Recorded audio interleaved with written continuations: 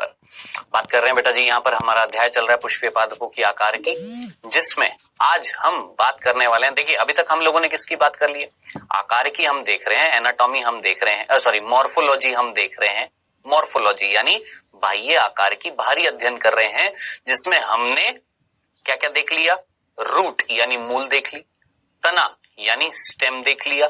अब बात करने वाले हैं, आज हम बात करने वाले हैं, आप जानते भी हैं किसकी बेटा? पत्ती की यानी लीफ की। ठीक है, इसके बारे में पढ़ेंगे और फिर लेकर आऊंगा मैं क्विज। ठीक है, चलें स्टार्ट करें। किसकी बात करने वाले हैं? इनकी। कौन है? पत्तियां ही तो है ना।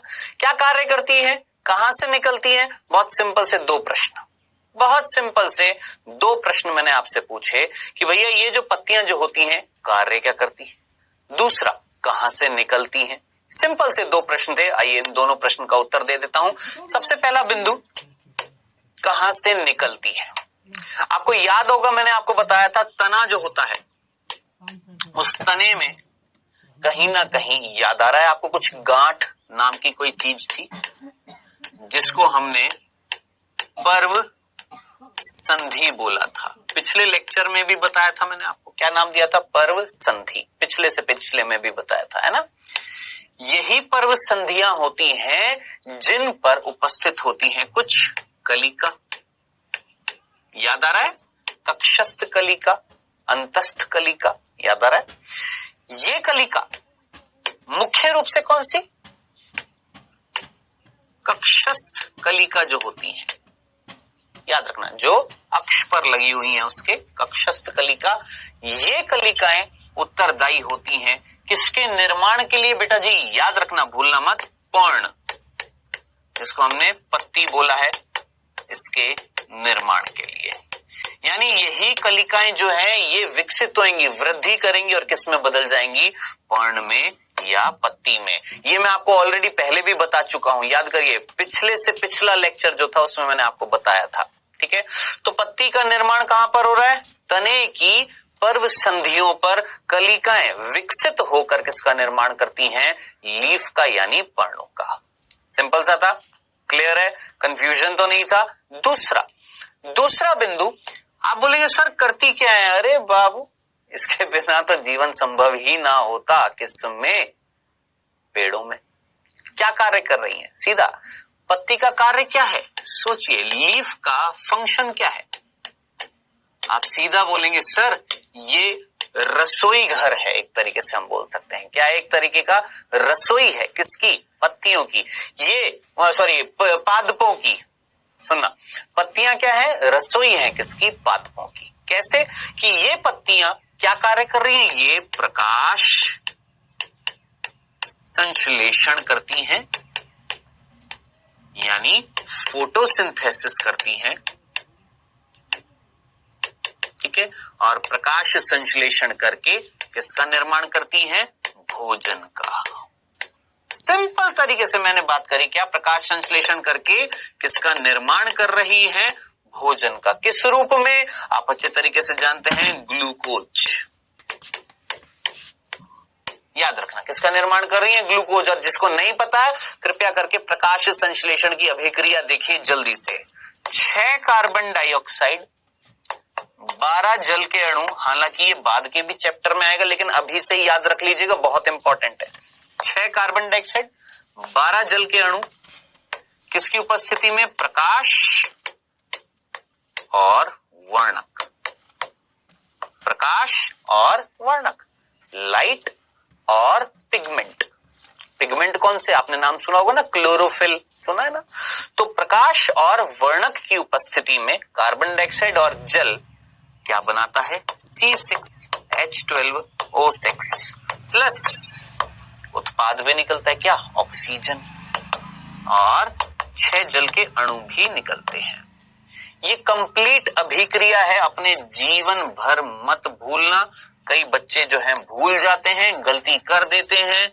मैं हर बार, हर साल यही बताता हूं कि इस अभिक्रिया को कतई भूल मत जाना। अब आप मुझे बताएं, यही वो अभिक्रिया है जिसके कारण हम जिंदा हैं और पेड़ भी जिंदा है। यही वो अभिक्रिया है जिससे ऑक्सीजन निकलती है, ऑक्सीजन वातावरण में आ रही है और उसी ऑक्सीजन को हम उपयोग में लेकर श्वसन करते हैं, है ना। सिंपल सी बात है। तो याद रखना। और इसी प्रक्रिया में ग्लूकोज भी बन रहा है, भोजन भी बन रहा है। ग्लूकोज क्या है? कार्बोहाइड्रेट है, भोजन है। समझ में आ गया? तो ये आपने याद रखना है, भूलना नहीं है। समझ में आ गया? तो ये है पत्ती का कार्य और ये मैंने आपको बताया पत्ती का निर्माण कहां से हो रहा है। सिंपल सा था। अब हम बात करने वाले हैं पत्ती के भागों की। एक पत्ती जो होती है, ध्यान से सुनना, एक पत्ती जो होती है, पत्ती के भाग कौन कौन से होते हैं? पहले मैं आपको एक बार इंग्लिश में ना एक पत्ती के डायग्राम दिखा देता हूं। देखिए, ये है एक पत्ती का डायग्राम, ठीक है, इंग्लिश में यहां पर लिखा हुआ है। अब मैं हिंदी में भी दिखा देता हूं। ये हिंदी में है, यहां पर हिंदी में बताया गया है, शब्द दिए गए हैं और यहां इंग्लिश में दिए गए हैं, ठीक है। अब कौन सा शब्द क्या क्या है, ध्यान से सुनना बेटा जी। एक पत्ती जो होती है उसके मुख्य रूप से 3 भाग होते हैं। क्या बोला एक मैंने? एक पत्ती जो होती है उसके मुख्य रूप से 3 भाग होते हैं। आइए मैं आपको बताता हूं। देखिए, मान लो ये तना है, सुनना, ये वाले जो अभी पिछले डायग्राम है वो वापस से दिखाऊंगा, लेकिन फिर भी सुनिएगा। एक तना है जिसमें, ध्यान से देखना, जिसमें ये क्या थी? पर्व संधियां हैं। बताया ना आपको, जिनको हम क्या गांठ बोलते हैं। इनके बीच का भाग क्या कहलाता है? पोरियां या पर्व कहलाता है। मैंने बोला यहां पर एक कलिका थी। क्या बोला? एक कलिका थी, ठीक, कोई दिक्कत तो नहीं है। चलें आगे। अब ये कलिका क्या करती है? विकास करती है। अब देखिए, इस कलिका से विकास हुआ किस तरीके से? देखिएगा, ध्यान से देखिएगा। ये कलिका वृद्धि करती है। ऊपर दिखा रहा हूं मैं विकास, विकास जो है यहां से ऊपर दिखा रहा हूं, ठीक है। समझना बेटा जी मैं क्या कहना चाह रहा हूं। नीचे ये क्या है? कलिका है और ये कलिका विकास कर रही है। अब यहां पर नहीं दिखा रहा हूं, ऊपर की तरफ दिखा रहा हूं। ऊपर भी एक कलिका है, वो विकास करती हुई दिखा रहा हूं। ये देखिए, ये विकास कर रही है और विकास करके एक डंडी सी बना दी है और वो डंडी आगे जाकर फूल गई है। आया समझ में? क्या बोला कि ये जो कलिका जो थी, एक कलिका यहां पर मिल रही है, एक कलिका यहां पर मिल रही है। पहले मैंने बताया ये कलिका है, ये भी कलिका थी। इस कलिका ने विकास किया। जब ये विकास कर रही थी कलिका, तो इसने एक डंडी बनाई और फिर इस डंडी का जो सिरा है वो फूल गया है आखिरी में, ठीक है। अब कुल मिलाकर जब ये कलिका ने पूरा विकास कर लिया, ये संरचना बन गई। अब इस संरचना में क्या क्या चीजें मिल रही? देखिएगा, ये वाला भाग जो है, ध्यान से देखिएगा, कौन सा बेटा? ये वाला भाग ₹1 का नहीं है बेचारा, दिख रहा है। और ये वाला भाग देखिए, ठीक है। और फाइनली ये वाला भाग देखिए। कुल मिलाकर एक पत्ती जो होती है उसके 3 भाग हैं। सबसे पहले ये वाला भाग, आप बोलेंगे सर ये तो कलिका है। नहीं बेटा, अब ये कलिका नहीं है, कलिका ने विकास कर लिया। कलिका जो थी उसने विकास किया और विकास के दौरान इस कलिका का ये वाला भाग जो था यहाँ पर, जो बिल्कुल किससे जुड़ा हुआ है? इस तने की पर्व संधि से जुड़ा हुआ है। इसको बोला जाता है पर्णाधार। क्या बोलते हैं? पर्णाधार, ठीक है। जबकि ये डंडी जो आप देख रहे हो, इस डंडी को बोला जाता है पर्णवृंत। क्या नाम देते हैं? पर्णवृंत। और ये जो पूरा फूला हुआ भाग जो हरा होता है, ये पूरा फूला हुआ भाग जो हरा होता है, इसको बोला जाता है स्तारिका। अब आप मुझे बताना, क्या आपको ये 3 भाग इस डायग्राम में स्तारिका दिख रहा है? पत्राकार बोल दीजिए या पर्णाधार बोल दीजिए। पर्णाधार और पर्णवृंत, ये 3 संरचनाएं आपको दिख रही होंगी। आप बोले सर इसके अलावा 2 भी हैं, वो हम बाद में डिस्कस करेंगे कि साहब ये अनुपर्ण क्या होता है। ये क्या थी? ये वही कलिका थी, ये वही कलिका है जिसने वृद्धि करी है। कौन सी? कक्षस्थ कलिका। बोला था नहीं बोला था? याद करिए, बोला था नहीं बोला था, याद करिए। अभी थोड़ी देर पहले मैंने आपको बताया था कि कहीं ना कहीं एक तने पर जो पर्व संधियां होती है उन पर क्या मिलती है, कक्षस्थ कलिका। और यही कक्षस्थ कलिका किसका निर्माण कर रही है, पर्ण का, यानी पत्ती का।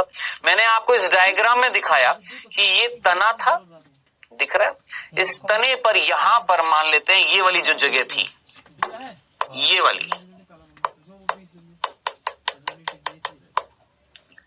वाली जो जगह जो थी, ये क्या थी बेटा जी, मान लेते हैं हमारी, ये हमारी जो जगह जो थी ये वाली, वो थी क्या, हमारी पर्व संधि, ये वाली। इस पर्व संधि पर क्या मिल रही थी, कक्षस्थ कलिका मिल रही थी। उस कक्षस्थ कलिका ने क्या किया, विकास किया। विकास करके उसने एक डंडी बनाई। जब वो डंडी बना रही थी तो उस डंडी का ये वाला भाग, आधार भाग, उस डंडी का, ध्यान से सुनना, उस डंडी का, ये कलिका जब वृद्धि कर रही थी, ध्यान से सुनना, कई बच्चों को समझ में नहीं आता, ये कलिका जब वृद्धि कर रही थी, देखो ये जब वृद्धि कर रही थी कलिका, तो इस डंडी का ये वाला भाग आधार होगा कि नहीं होगा, होगा ना। तो इस आधारीय भाग को हमने बोला है पर्ण का आधार। ये पूरे क्या है, पर्ण है। उस पर्ण का ये वाला भाग कौन सा है, आधार है, जिसको हमने बोला पर्णाधार। ठीक है, उस आधार से आगे की तरफ जो डंडी निकली है उसको हमने बोला है पर्णवृंत, इंग्लिश में बोलते हैं पिटियोल।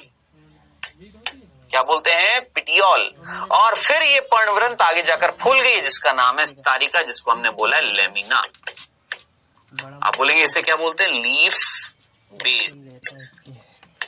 ठीक है, तो तीन संरचना, ठीक है, तो तीन संरचनाएं मिलती हैं किसमें, पर्ण में। अब कार्य क्या होता है जरा सोचिए, पर्ण आधार का कार्य क्या है, इस पर्ण आधार का, किसको पकड़े रखना, किसको संभाले रखना, इस पूरी पर्ण को संभाले रखना। भाई आधार का कार्य क्या होता है, सोचिए, हमारे जीवन का आधार जो होएगा क्या कार्य कर रहा है, हमारे जीवन को बनाए रख रहा है ना। सोचिए, मान लेते हैं क्या, जैसे हमारा घर जो होता है उसकी दीवार होती है, उसकी नींव होती है, नींव होती है। नींव क्या है, एक आधार ही तो है, क्या है, दीवार को बनाए रख रही है, सीधा खड़ा रख रही है। तो आधार का कार्य क्या होता है, इस पूरी पर्ण को संभाले रखना। तो इसका कार्य क्या हो गया, पर्ण को संभाले रखना, पर्ण को संभाले रखना। सिंपल, और कुछ नहीं, बस इतना सा, बस पर्ण को संभाले रख रही है। डंडी, पुष्पवृंत नहीं, सॉरी मैंने पुष्पवृंत बोल दिया, क्या बोला, पर्णवृंत। यानी वृंत का मतलब क्या होता है, याद रखना, वृंत का मतलब होता है डंडी, डंठल। ठीक है, पर्णवृंत का कार्य क्या, आप जरा सोचिए, ये एक पतली सी डंडी है जो हवा के द्वारा जब हिलेगी, जो पतली सी डंडी है, जब ये हिलेगी तो ये स्तारिका भी हिलेगी, और जब ये हिलेगी तो कहीं ना कहीं प्रकाश ज्यादा से ज्यादा ग्रहण करेगी, कार्बन डाइऑक्साइड ज्यादा से ज्यादा ग्रहण करेगी। भाई कार्बन डाइऑक्साइड चाहिए कि नहीं चाहिए, जरा सोचिए, प्रकाश संश्लेषण। तो ये हिलेगी तो वातावरण से गैस जो है अच्छे से आदान प्रदान होएगा, प्रकाश भी अच्छे से मिल जाएगा, है ना। तो याद रखना, इसका काम क्या होता है, इस तारिका को हिलाना। किसको, इस लेमिना को या इस तारिका को क्या, हिलाए रखना, ताकि अच्छे से ज्यादा क्या आ जाए, प्रकाश आ जाए, ज्यादा से ज्यादा गैसेस आ जाए। ठीक है, मेन कार्य कौन कर रहा है, मुख्य कार्य कौन कर रहा है, ये कर रहा है।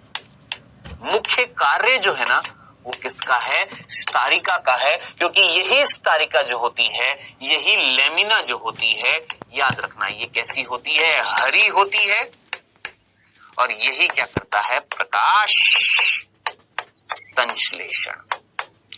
मेन मुख्य प्रकाश संश्लेषण जो होता है वो मेनली कहां पर होता है, इसी स्तारिका में होता है। अब आप बोलेंगे इस स्तारिका में क्या क्या मिलता है, आइए देखते हैं बेटा। ये है बेटा जी, ध्यान से सुनना,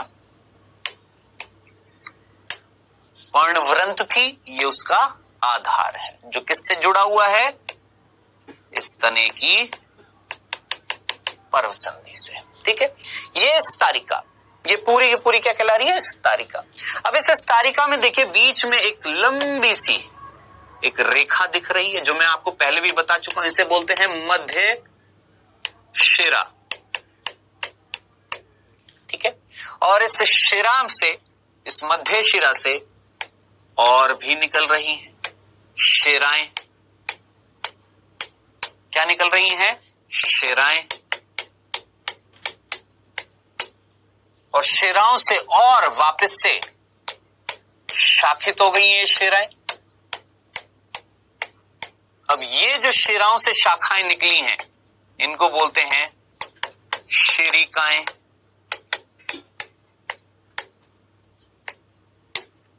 मध्य शिरा, मिडरिब, इंग्लिश में बोलते हैं मिडरिब, ठीक है, जिससे क्या निकली हैं? वीन्स, जिनको हमने हिंदी में बोला शिराएं, और इन शिराओं से क्या निकली हैं? शिरिकाएं, जिनको हम बोलते हैं वेन्यूल्स, ठीक है। अब आप बोलेंगे है क्या सर ये क्या है? मध्य शिरा, शिराएं, शिरिकाएं, ये क्या है? ये भी मैंने आपको पहले बता दिया था कि ये जितनी भी संरचना इस पत्ती के अंदर, इस स्तरिका के अंदर, स्तरिका है ना, ये पूरा भाग इसमें मिल रही है, ये होते हैं क्या? संवहन ऊतक। और संवहन ऊतक यानी जो बने होंगे किससे? जाइलम से और फ्लोएम से। यानी इनके अंदर क्या मिलेगा? जाइलम और फ्लोएम, जो जल का, खनिजों का, भोजन का स्थानांतरण करेगा, जो हम अगले अध्याय में पढ़ेंगे। जाइलम किसका करता है? जल और खनिज का। फ्लोएम किसका करता है? भोजन का। तो जरा सोचिए, अंदर यहां पर भोजन बनेगा, यहां पर जो कोशिकाएं होंगी उन कोशिकाओं में भोजन बनेगा। बन गया भोजन, ठीक है, प्रकाश संश्लेषण से बन गया भोजन। अब जरा सोचिए, उस भोजन को मुझे किधर पहुंचाना है? तने की तरफ। तो कौन लेकर जाएगा इस भोजन को? ये जो शिरिकाएं हैं, इन शिरिकाओं में क्या होगा? संवहन ऊतक। कौन? फ्लोएम। वो शिरिकाओं से फ्लोएम उठाएगा भोजन, किसमें भेजेगा? शिराओं में। शिराओं से किसमें? मध्य शिरा। मध्य शिरा बाहर आएगी किसमें? पर्णवन। पर्णवन से पर्णाधार। पर्णाधार से किसमें? तने में। क्या आया? भोजन आया या नहीं आया? और उसी तरीके से यहां से जल भी तो आएगा। तो यहां से भोजन जाएगा, यहां से जल आएगा, वो आने ले जाने के लिए कोई पथ होगा ना, कौन होएगा? वो होंगे संवहन ऊतक। और वो संवहन ऊतक कौन बना रहा है? ये शिराएं बना रही हैं। आई होप यहां तक ये सिंपल सी आपको संरचना समझ में आ गई होगी। क्लियर है? कंफ्यूजन तो नहीं है? चलें आगे बेटा जी। अब बेटा जी आगे चलते हैं, ठीक है। और अब मैं आपको ना 2 बिंदु बताने वाला हूं, बहुत इंपॉर्टेंट है पत्ती के हिसाब से। क्या क्या है वो? आगे बढ़ने से पहले मेरे को एक चीज याद आई, मैंने कहा वो भी बता देता हूं। देखिए, आपको याद है हमने बोला कि अभी अभी कि ये जो पत्ती है इसके यहां से जल भी तो आएगा। तो यहां से भोजन जाएगा, यहां से जल आएगा, वो आने ले जाने के लिए कोई पथ होगा ना, कौन होएगा? वो होंगे संवहन ऊतक। और वो संवहन ऊतक कौन बना रहा है? ये शिराएं बना रही हैं। आई होप यहां तक ये सिंपल सी आपको संरचना समझ में आ गई होगी। क्लियर है? कंफ्यूजन तो नहीं है? चलें आगे बेटा जी। अब बेटा जी आगे चलते हैं, ठीक है। और अब मैं आपको ना 2 बिंदु बताने वाला हूं, बहुत इंपॉर्टेंट है पत्ती के हिसाब से। क्या क्या है वो? आगे बढ़ने से पहले मेरे को एक चीज याद आई, मैंने कहा वो भी बता देता हूं। देखिए, आपको याद है हमने बोला कि अभी अभी कि ये जो पत्ती है इसके 3 भाग है। एक पर्णाधार है, एक पर्णवृंत है, और ये क्या थी? स्तरिका थी ना। इसको हमने क्या बोला था? स्तरिका। अब ध्यान से सुनिएगा बेटा, ये जो स्तरिका जो होती है इसका एक और नाम होता है, मेरे को याद आ गया, मैंने कहा चलो ये भी बता देता हूं। स्तरिका का एक और नाम होता है जिसे हम बोलते हैं पर्णफलक। याद रखना, स्तरिका का एक और नाम याद रख लीजिएगा, क्या बोलते हैं? पर्णफलक भी बोलते हैं, ठीक है। चलिए, ये हमारी पत्ती की संरचना थी, मैंने आपको सारी बता दी है, 3 भाग बता दिए हैं, ठीक है। अब 2 चीजें और हैं, 2 बिंदु और हैं, वो भी बताने जरूरी हैं, देखिएगा। पहला ये कि कहीं ना कहीं इस संरचना में देखिए आपको ये पर्णाधार दिख रहा है, पर्णाधार, ठीक है। इस पर्णाधार से चलिए अगले बिंदु पर दिखा देता हूं मैं आपको। ये मान लेते हैं पर्णाधार है, ये पर्णवृंत है, और ये क्या थी? पर्ण थी, ठीक। अब क्या होता है ना, ध्यान से सुनना, ये जो पर्णाधार जो होता है इससे 2 पत्ती के जैसी ही संरचना है। किसके जैसी संरचना बेटा? पत्ती के जैसी ही संरचनाएं निकलती हैं। कहां से? पर्णाधार से, जिनको हम बोलते हैं, याद रखना, अनुपर्ण, स्टिप्यूल्स बोलते हैं। क्या बोलते हैं? अनुपर्ण, इंग्लिश में बोलते हैं स्टिप्यूल्स। कहां से निकलते हैं? पर्णाधार से निकलती हैं। कैसी होती है? ये भी हरी होती है, लेकिन ये वास्तविक पर्ण नहीं होती है। पर्ण जो होता है, मैं बोलूंगा पर्ण जो है वो अल्प विकसित है।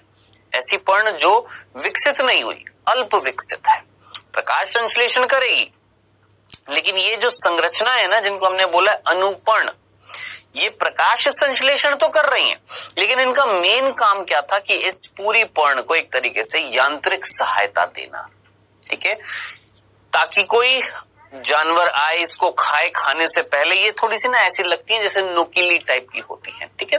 तो एक तरीके से बोलते हैं इसको सहायता दे रही है, इसको सहारा दे रही है, इसको प्रोटेक्ट कर रही है। कौन बेटा जी? ये अनुपर्ण। बताएं, ये सिंपल सी बात समझ में आ गई है? सिंपल तरीके से याद रखना, अनुपर्ण क्या होती है? कुछ पत्तियों जैसी नोकीली, ज्यादा नोकीली भी नहीं, बिल्कुल पिन की तरह भी नहीं, थोड़ी सी पॉइंटेड शेप की होती है। कौन बेटा जी? आपकी अनुपर्ण। सिंपल है। चलें आगे, नेक्स्ट। अब दूसरा बिंदु देखिए बेटा। दूसरा बिंदु है कि कहीं ना कहीं आपको पर्णाधार देखिएगा यहां पर,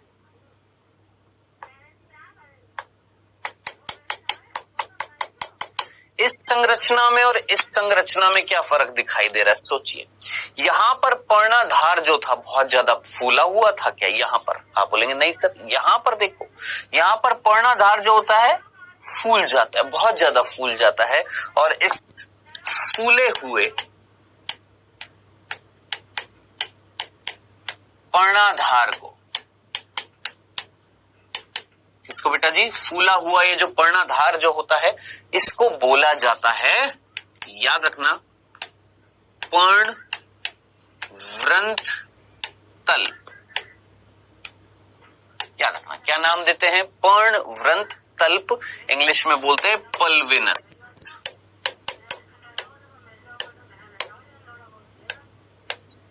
क्या बोलते हैं? इंग्लिश में पल्विनस, हिंदी में बोलते हैं पर्णवृंत तल्प।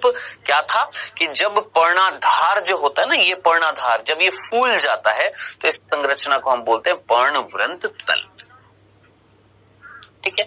अब आप बोलेंगे फूल क्यों गया? यही तो पूछेंगे, सर ये फूल क्यों गया? क्या सभी पत्तियों के पर्णाधार फूलते हैं? नहीं, कुछ स्पेसिफिक पेड़ ही होते हैं जिसमें ये पर्णवृंत तल्प मिलते हैं, जैसे नीम में मिलता है। किसमें मिलता है? नीम में। याद रखना यहां पर ये कौन? पर्णवृंत तल्प, ठीक है। अब इनका कार्य क्या होता है? थोड़ा सा भोजन को संग्रहित कर लेना। यहां पर क्या हो जाता है? भोजन संग्रहित हो जाता है, ताकि बाद में अगर जरूरत पड़े तो यहां से निकाल लिया जाए। क्या? भोजन। तो जैसे जरा सोचिए, आपने बैंक नाम सुना है, बैंक में हम पैसे डालते हैं, क्यों डालते हैं? ताकि जब जरूरत पड़े तो हम वहां से निकाल ले। तो बैंक क्या है? एक स्टोरेज है ना, एक जगह जहां पर सुरक्षित भी है ना, और संग्रहित भी हो रहा है हमारा पैसा। उसी तरीके से यहाँ पर भोजन जो है, जो बनाया जाएगा पत्ती में, वो सुरक्षित भी हो जाएगा और संग्रहित भी हो जाएगा। लेकिन सब में नहीं, कुछ में होता है, जैसे नीम में होता है, जहां पर ये पर्णाधार जो होता है ये फूल जाता है, और इस फूले हुए पर्णाधार को हम बोलते हैं क्या? पर्णवृंत तल्प। तो मात्र बेटा जी ये दो संरचनाएं मुझे आपको बतानी थी। चलें अब देखिए, हम पढ़ रहे हैं क्या? पर्ण, ठीक है, कोई कंफ्यूजन तो नहीं था। अब आगे नेक्स्ट जो टॉपिक हमारा आने वाला है, ठीक है। पर्ण में हमने क्या पढ़ लिया? पर्ण का कार्य क्या था, पर्ण के भाग क्या है, बताएं। ये सिंपल सी चीज समझ में आ गई। अब नेक्स्ट जो टॉपिक आ रहा है, ध्यान से सुनिएगा। अब अगला बिंदु जो हम पढ़ने वाले हैं वो पढ़ने वाले हैं क्या? आगे बढ़ने से पहले सुनना, आगे बढ़ने से पहले ध्यान से सुनना।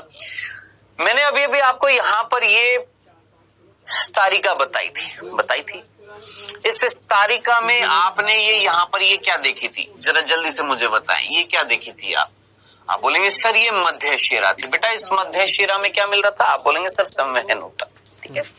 बेटा ये मध्य शिरा से क्या निकली थी? कुछ संरचनाएं निकली, जिनको हमने क्या बोला? शिराएं।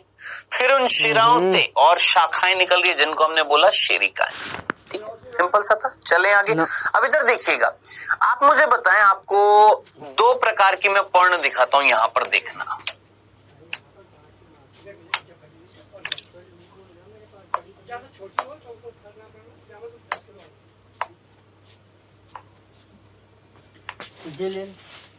ऐसी पन्नी होगी, देखो ये ले ले।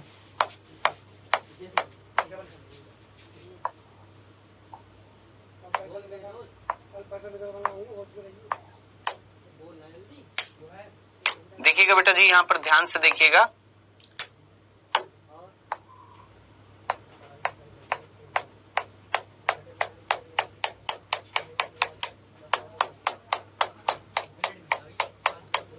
अंतर बताइएगा बेटा जी दोनों में।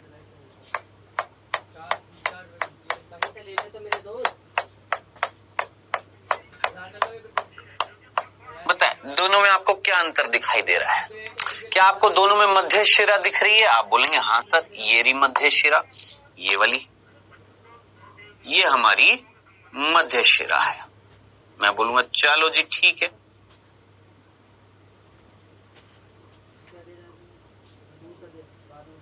यहां पर भी मध्य शिरा है।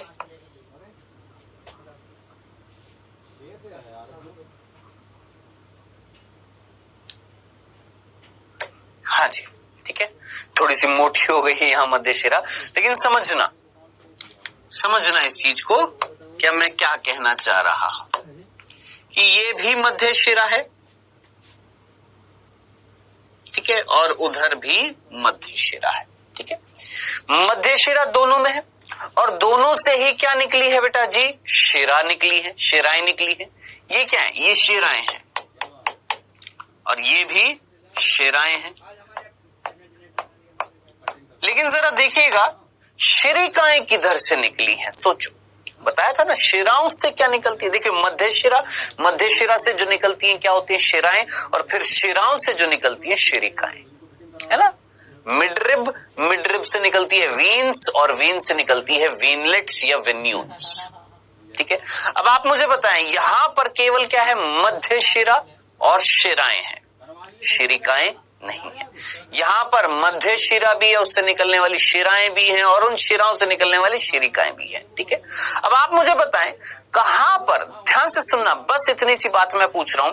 यहां पर ये जो शिराएं हैं, शिरिकाएं हैं, मध्य शिराएं हैं, ये जितने भी शब्द मैंने आपसे बोले हैं, यहां पर कहां पर आपको समांतर शिराएं दिख रही हैं और कहां पर जाल बनाते हुए दिख रही हैं? बहुत सिंपल सा प्रश्न था, जरा सोचिए, आंसर मिल जाएगा ना कि यहां पर जो शिराओं का ये जो जाल जो मिल रहा है, क्या ऐसा यहां पर मिल रहा है? नहीं, यहां पर तो जाल मिल रहा है, एक निकली, उससे निकली, उससे निकली, उससे निकली, क्या बन रहा है? जाल बन रहा है। लेकिन क्या यहाँ जाल बन रहा है? नहीं, शिराएं एक दूसरे के क्या है? पैरेलल है, समांतर है ना। समझ में आ गया? तो बेटा जी ये चीज बतानी जरूरी थी, क्यों? क्योंकि अगला टॉपिक जो आने वाला है वो है क्या? शिरा विन्यास। अब शिरा विन्यास, जिसको हम इंग्लिश में बोलते हैं बेटा जी, याद रखना, वेनिशन।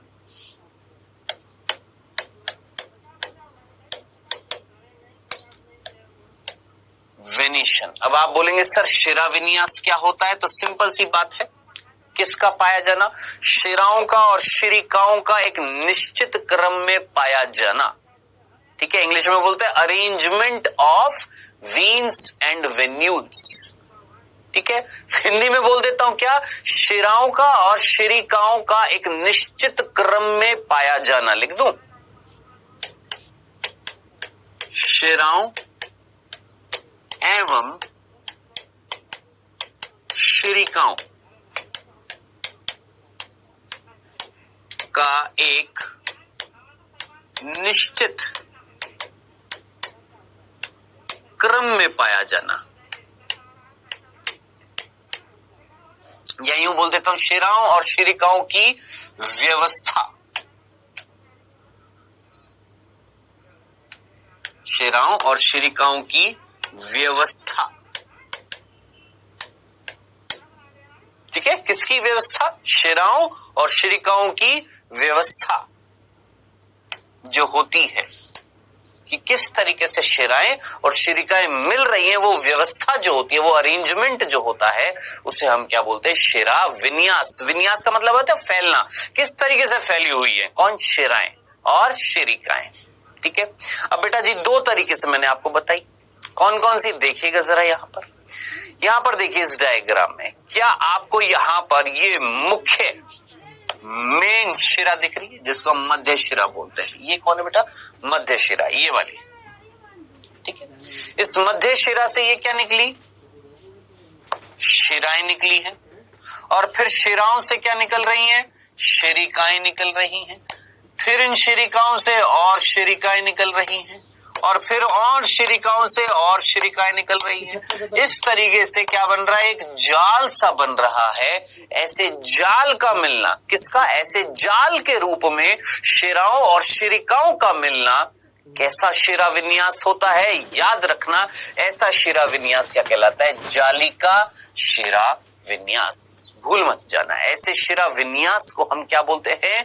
जालिका शिरा विन्यास। अब आप मुझे बताना सोच समझकर, क्या ऐसा शिरा विन्यास आपने आप अपने आसपास ना एक काम करिएगा, देखिएगा गुलाब का पेड़ देखना। ठीक है। या मैं ये बोलूंगा, जालिका शिरा विन्यास का मीनिंग समझ में आ गया? जब शिराएं और शिरिकाएं,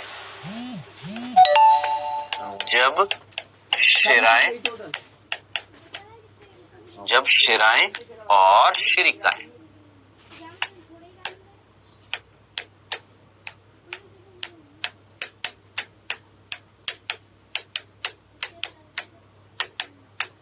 कौन कौन बेटा? शिराएं और शिरिकाएं जाल के रूप में व्यवस्थित होती है।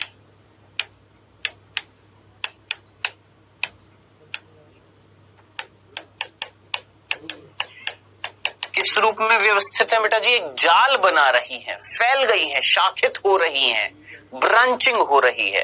तो ऐसा शिरा विन्यास क्या कहलाता है? जालिका शिरा विन्यास। ठीक है। अब ये किस में मिलता है? पहला बिंदु तो ये था, मीनिंग था। दूसरा, ये किस में मिलता है? तो याद रखना, मुख्य रूप से द्विबीजपत्री पादपों में।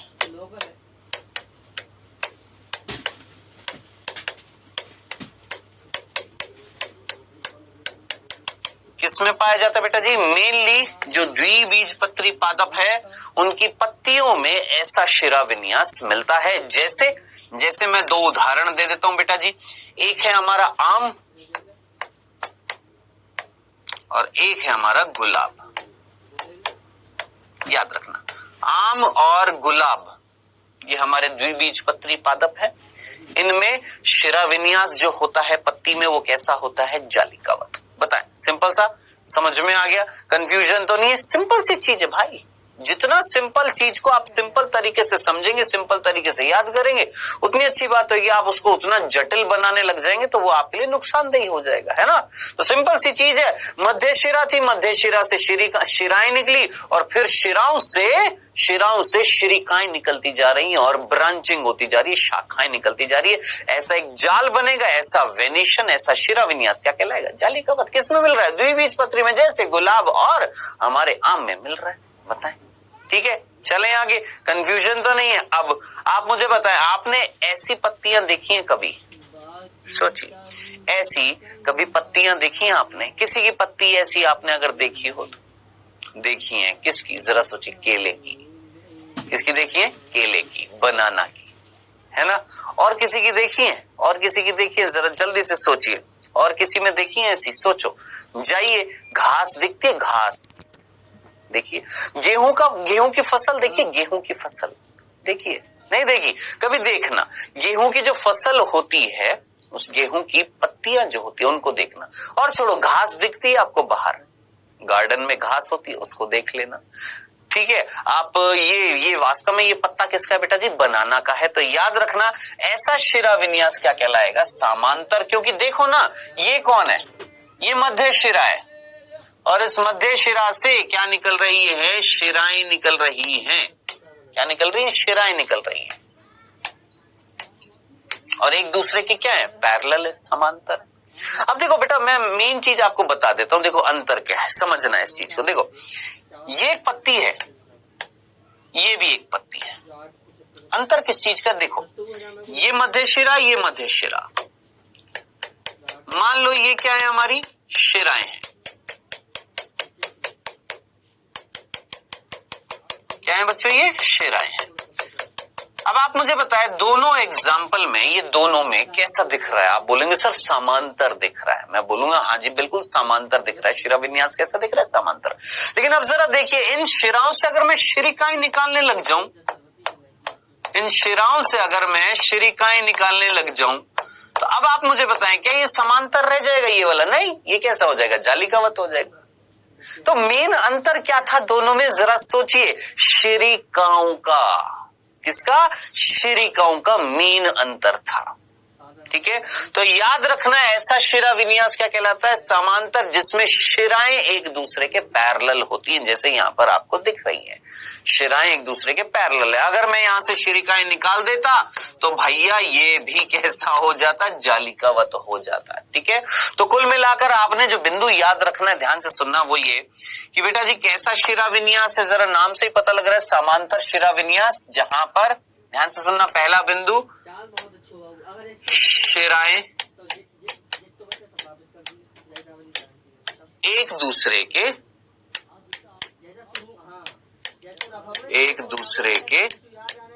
समांतर पाई जाती है, समांतर पाई जाती है। सिंपल। कहां पर पाई जा रही है बेटा, एक दूसरे के समांतर पाई जाती है, कौन, शिराएं। ठीक है, कॉमा, एक और चीज इसी बिंदु में, तथा शिरिकाएं, बताएं शिरिकाएं उपस्थित है कि अनुपस्थित है, अनुपस्थित है, अनुपस्थित है। कौन अनुपस्थित है बेटा जी, शिरिकाएं अनुपस्थित है और शिराएं एक दूसरे के क्या है, पैरेलल है, याद रखना है। बताएं, सिंपल सी चीज याद रहेगी। अब बेटा जी ये किस में मिल रही है, अब जरा सोचिए, अभी अभी मैंने आपको बताया था जालिकावत किस में मिल रहा था, दिमाग लगाएं, जालिकावत किस में मिला था? आप सीधा बोलेंगे सर जालिकावत मिल रहा था किसमें, हमारा किसमें द्विबीजपत्री में। भैया ये किसमें मिलता है, ये एक बीजपत्री में, एक बीजपत्री पादपों में मिलता है।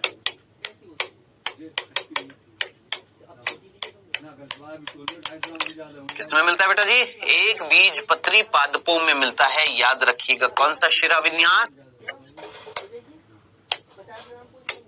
कौन सा शिरा विन्यास, समांतर शिरा विन्यास। अच्छा, इनको इंग्लिश में क्या बोलते हैं वो भी मैं बता देता हूं, इसको बोलते हैं पैरेलल वेनेशन।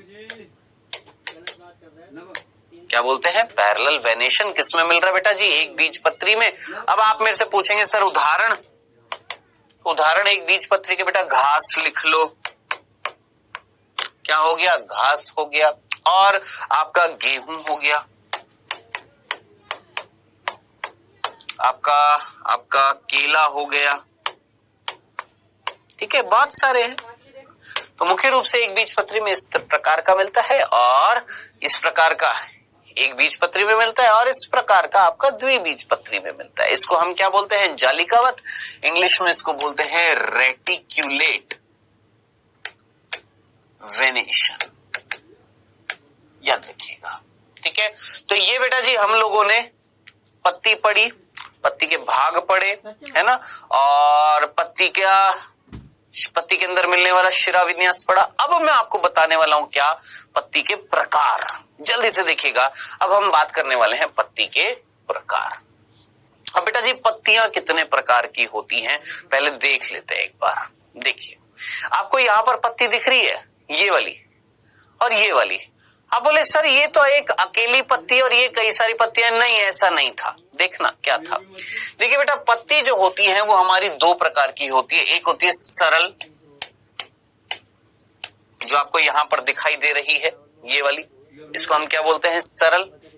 ठीक है, और ये वाली जो होती है इंग्लिश में बोलते हैं कंपाउंड, हिंदी में बोलते हैं संयुक्त। संयुक्त पत्ती और सरल पत्ती। मात्र इतना सा अंतर है दोनों में, ध्यान से सुनना, मात्र इतना सा अंतर है। ये देखिए, ये एक पत्ती है, ठीक है। अब ध्यान से देखिएगा और सोच समझकर मुझे बताना, ये क्या है?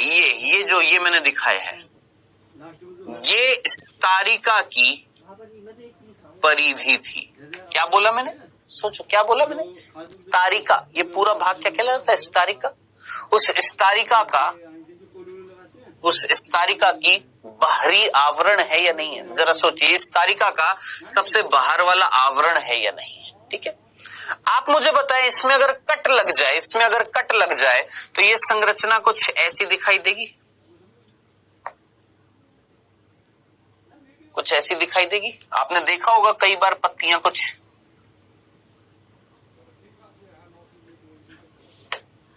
देखी आपने, इस तरीके से देखी होंगी। कई बार कट लगे होते हैं ना पत्तियों में, एक कटाव होता है, कटाव, ठीक है। देखिएगा, ध्यान से सुनना, सोच समझकर मुझे बताइएगा।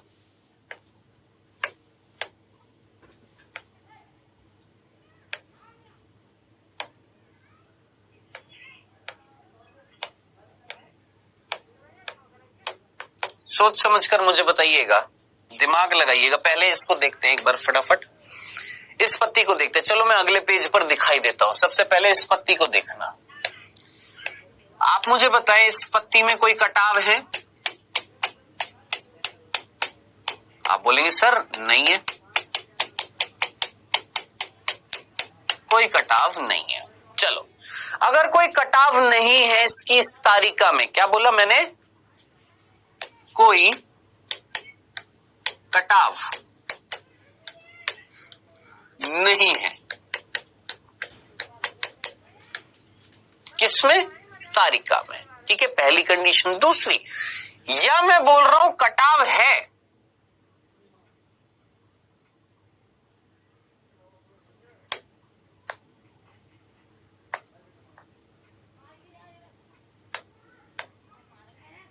अब मैंने क्या बोला? देखिए, कटाव तो है, कट तो लगा हुआ है, लेकिन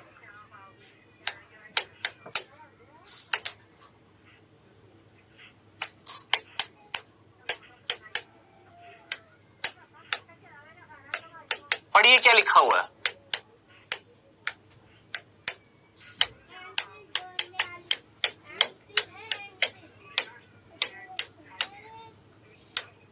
पढ़िए क्या लिखा हुआ है। मैंने बोला या तो कोई कटाव नहीं है। देखिए, इस वाली कंडीशन में कोई कटाव नहीं था। आपको दिखाई दे रहा है? बताएं, क्या आपको इस कंडीशन में कटाव दिखाई दे रहा है? आप बोलेंगे हाँ सर, कटाव मुझे, सॉरी, क्या आपको यहां पर कोई कटाव दिखाई दे रहा है? आप बोलेंगे नहीं सर, यहां पर कोई कटाव नहीं है। मैंने कहा चलो, अगर कोई कटाव नहीं है इस तारिका में, इस तारिका में, पर्ण फलक में, तो इसको मैंने बोला सरल पत्ती, सिंपल। और अगर है भी, अगर कोई कट लगा भी हुआ है, लेकिन वो कट जो है कहां तक नहीं पहुंच रहा, इस मध्य शिरा तक अगर नहीं पहुंच रहा, कट है फिर भी मध्य शिरा तक अगर नहीं पहुंचेगा, तब भी ऐसी पत्ती को मैं क्या बोलूंगा? सरल पत्ती बोलूंगा। याद रखना, भूल मत जाना। बहुत सिंपल था, याद रखिएगा, भूल मत जाना। अब इसका उदाहरण याद रखना, इसका उदाहरण आपने याद रखना है। क्या बेटा जी? केला और आम। केला और जो आम जो होते हैं, वैसे तो बहुत सारे उदाहरण, दो उदाहरण याद रख लेना। केले का पेड़ जो होता है उसकी पत्तियां, आम जो होता है उसकी पत्तियां जो होती कैसी होती है? सरल होती है, उनमें कोई कटाव नहीं होता। और अगर होता भी है, कट लग भी जाता है। आप बोलेंगे कट किससे लगता है? वातावरणीय परिस्थितियों से, हवा चलती है, बारिश आती है, उनसे कट लग सकता है। तो वो कट जो लगा वो कहां तक नहीं पहुंचा? मध्य शिरा तक नहीं पहुंचा। बताएं, सिंपल सी चीज आपको समझ में आ गई है या नहीं आ गई? बताएं, ये बहुत सिंपल था। चलें आगे, कंफ्यूजन तो नहीं था। अब आगे चलते हैं, अब दूसरी पत्ती देख लेते हैं बेटा। कौन सी? संयुक्त पत्ती। अब मैंने आपसे बोला कि संयुक्त पत्ती वो होती है जिनमें कटाव मध्य शिरा तक पहुंचता है, मध्य शिरा तक पहुंचता है।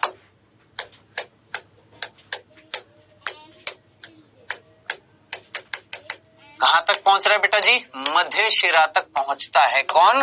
कटाव। ऐसी पत्तियों को हम क्या बोलते हैं? संयुक्त पत्ती, है ना। अब इधर देखिएगा, मान लो ये देखिए, ये कट लगा और ये कट कहां तक पहुंचता हुआ दिखाई दे रहा है आपको? आप बोलेंगे सर सीधा सा, कहां तक पहुंचा?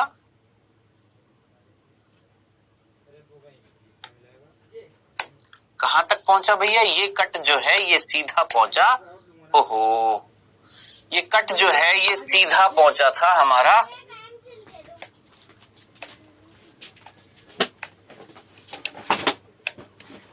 मध्य शिरा तक, ठीक है।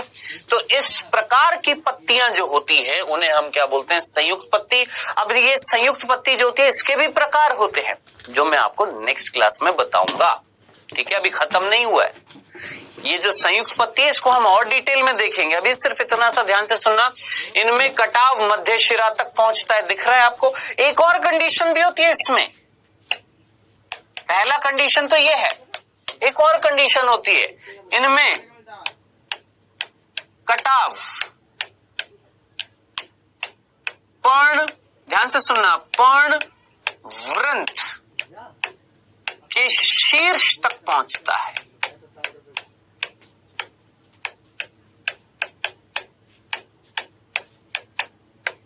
अब आप बोलेंगे सर समझ नहीं आया, टेंशन मत लेना। अभी मुझे सिर्फ ये बताए, ये वाली कंडीशन इसमें समझ में आ गई है, इसमें ये वाली अगर नहीं आई है टेंशन मत लेना, इसको हम डिटेल में देखेंगे नेक्स्ट क्लास में। अभी के लिए सिर्फ इतना कि संयुक्त पत्तियां कौन सी होती है जिनमें कटाव जो होता है वो कहां तक पहुंचता है? मध्य शिरा तक, ठीक है। सिंपल सी बात थी।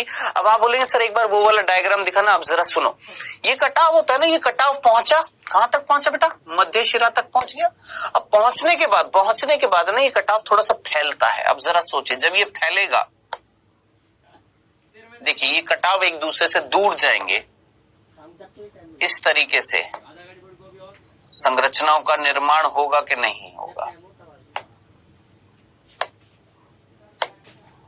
दिमाग लगाएं, सोचिए, क्या ये संरचना ऐसी हो जाएगी या नहीं हो जाएगी? जरा सोचिए, कटाव दूर दूर दूर दूर जाएगा तो ये एक दूसरे से दूर दूर जाएंगे, कुछ ऐसी संरचना दिखेगी। जरा देखिए, ये देखिए, ये जो है ये पत्तियां आपको दिखाई दे रही है, ये कैसे बनी थी? ये पूरी एक पत्ती थी। ये क्या थी बेटा? ये ध्यान से सुनना, ये ना पूरी एक पत्ती थी, ये पूरी की पूरी एक पत्ती थी। इस पत्ती में यहाँ कट लगा, कट लगना, यहाँ लगा, यहाँ लगा, यहाँ लगा, यहाँ लगा, यहाँ लगा, कट लगा, और कहां तक पहुंचा था? मध्य शिरा तक पहुंचा था। क्या थी ये? ये मध्य शिरा थी, यहां तक कट लगा, उसके बाद कट बढ़ता गया तो उसके बाद ये संरचना पत्ती जैसी दिखने लगी है, जिनको हम लीफलेट बोलते हैं। टेंशन लेने की जरूरत नहीं, इसको मैं डिटेल में बता। हम बात कर रहे थे किसकी? इनकी, किनकी? पत्तियों की, ठीक है। पत्तियों का कार्य क्या था ये मैंने आपको बताया। मुख्य कार्य क्या था? प्रकाश संश्लेषण, ये मैंने आपको बता दिया था। पत्तियों के भाग भी बता दिए थे कि 3 भाग होते हैं पत्तियों के। क्या क्या? पर्णाधार, पर्णवृंत और फलक बोल दीजिए, ये स्तरिका बोल दीजिए। उस स्तरिका में क्या मिल रही थी? मध्य शिरा, जिससे क्या निकल रही थी? शिराएं, और शिराओं से क्या निकल रही है? शिरिकाएं। अगर निकलती हैं तो कहीं ना कहीं पर्ण विन्यास मिल रहा था, या पर्ण विन्यास मिल रहा था, या सॉरी शिरा विन्यास मिल रहा था। क्या मिल रहा था? शिरा विन्यास मिल रहा था। कैसा? जालिकावत। और अगर नहीं मिलेंगी शिरिकाएं तो कैसा मिल रहा था? समांतर मिल रहा था। ये मैंने आपको बता दिया था, देख लीजिए एक बार। कुछ इसी तरीके से मैंने आपको बताया था, पत्तियों के भाग बता दिए थे, फिर उसके बाद शिरा विन्यास बताया था, एक ऐसा, कौन सा? जालिकावत। फिर ऐसा बताया था, कौन सा? समांतर, ठीक है। ये हम पढ़ चुके थे। अब उसके बाद मैंने एक और चीज बताई थी आपको। क्या? पर्ण के प्रकार भी बताए थे। याद करिए, कुछ 2 प्रकार की पर्ण बताई थी। एक थी बेटा जी हमारी सिंपल यानी सरल पत्ती, और एक ऐसी है जिसको हमने बोला है संयुक्त पत्ती, ठीक है। क्या डिफरेंस था? मैंने आपको बताया था कि सिंपल पत्ती जो थी, ये वाली जो सरल पत्ती जो थी, इसमें क्या था जरा सोचिए। ये जो सरल पत्ती थी, इस सरल पत्ती की जब हमने बात करी थी, सरल पत्ती की जब हम लोगों ने बात करी थी बेटा, तो सरल पत्ती में मैंने आपको एक सिंपल सी चीज बताई थी, क्या कि ऐसी पत्तियां जिनमें कटाव, किसका, ये जो फलक जो है इसका कटाव या तो होगा नहीं, और अगर होगा भी तो वो कटाव जो है वो मध्य शिरा तक नहीं पहुंच रहा। कहां तक नहीं पहुंच रहा? मध्य शिरा तक नहीं पहुंच रहा। ठीक है, ऐसी पत्तियों को हमने क्या नाम दिया था? सरल पत्ती। आई होप यहां तक की बात आप सभी को समझ में आ गई होगी। ठीक है, अब हम बात कर रहे थे इसकी, किसकी? संयुक्त पत्ती की। ये है संयुक्त पत्ती, यानी अब हम बात करने वाले हैं संयुक्त पत्ती की, जो मैंने हालांकि बताई तो थी आपको पिछले लेक्चर में, लेकिन इसको हमें डिटेल में पढ़ना पड़ेगा। किसको? संयुक्त पत्ती को। अब ध्यान से सुनिएगा बेटा जी, संयुक्त पत्ती के बारे में। देखिए क्या होती है संयुक्त पत्ती, समझना। वे पत्ती जिनमें तारिका के कटाव, तारिका के कटाव, किसके कटाव? तारिका के कटाव या तो मध्य शिरा तक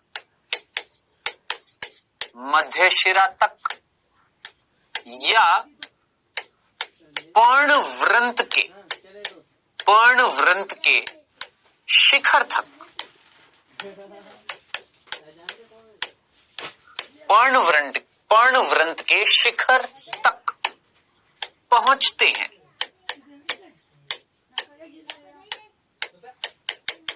ऐसी पत्तियों को हम क्या बोलते हैं? संयुक्त पत्ती। अब आप बोलेंगे सर समझाओ, रुको वेट करो, ये तो डेफिनेशन है। चलो संयुक्त पत्ती की, ठीक है। सरल पत्ती की क्या होगी? वे पत्ती जिनमें स्तारिका के कटाव, वे पत्ती जिनमें स्तारिका में या तो कटाव नहीं होते, और अगर होते भी हैं तो वो मध्य शिरा तक नहीं पहुंचते हैं। ये दोनों की डेफिनेशन है। अब इसकी डेफिनेशन को एक बार देखते हैं। देखिए इसकी ये जो परिभाषा है, इसमें दो चीजें आ रही है। क्या कि कटाव जो है ना, कटाव, कट जो लगे हैं पत्ती में, वो मध्य शिरा तक पहुंचे हैं। एक परिस्थिति तो ये है, और दूसरी परिस्थिति पर्णवृंत जो है उसके शिखर तक पहुंचे हैं। अब आप बोलेंगे क्या? आइए देखिए, मैं एक सिंपल सी चीज आपको दिखा रहा हूं। देखिए मान लो ये हमारी तना है, और इस तने में ये शाखा है, और इस शाखा पर ये पत्ती है। ठीक है भैया, कोई दिक्कत तो नहीं है। चलें आगे। अब आप मुझे बताना यहां पर आपको क्या होता हुआ दिखाई दे रहा है। दो परिस्थितियां मैं आपको दिखाऊंगा। देखिएगा, दो परिस्थितियां मैं आपको दिखाऊंगा यहां पर। ठीक है, ये सामान्य शाखा और उस पर ये पत्ती। अब देखिएगा क्या होने वाला है।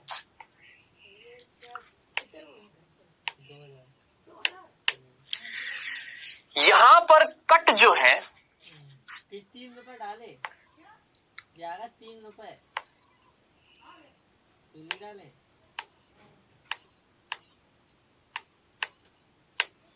कहां तक जाता हुआ दिखाई दे रहा है आपको? सोचो, यहां से यहां आपको कट जो लगा था, जो अंदर कट लग रहा था, वो कट यहां से यहां आपको कहां जाता हुआ दिखाई दे? आप बोलेंगे सर ये तो सरल पत्ती है। नहीं, अभी रुको। इस सरल पत्ती में कट स्टार्ट हुआ, कट लगना स्टार्ट हुआ, अंदर की ओर बढ़ता गया, और कहां तक पहुंचा? मध्य शिरा तक। यानी इस पत्ती में कटाव कहां तक पहुंचे? मध्य शिरा तक पहुंचे। ठीक है, चलें आगे। कंफ्यूजन तो नहीं है? चलो इधर देखो, अब दूसरी परिस्थिति देखो।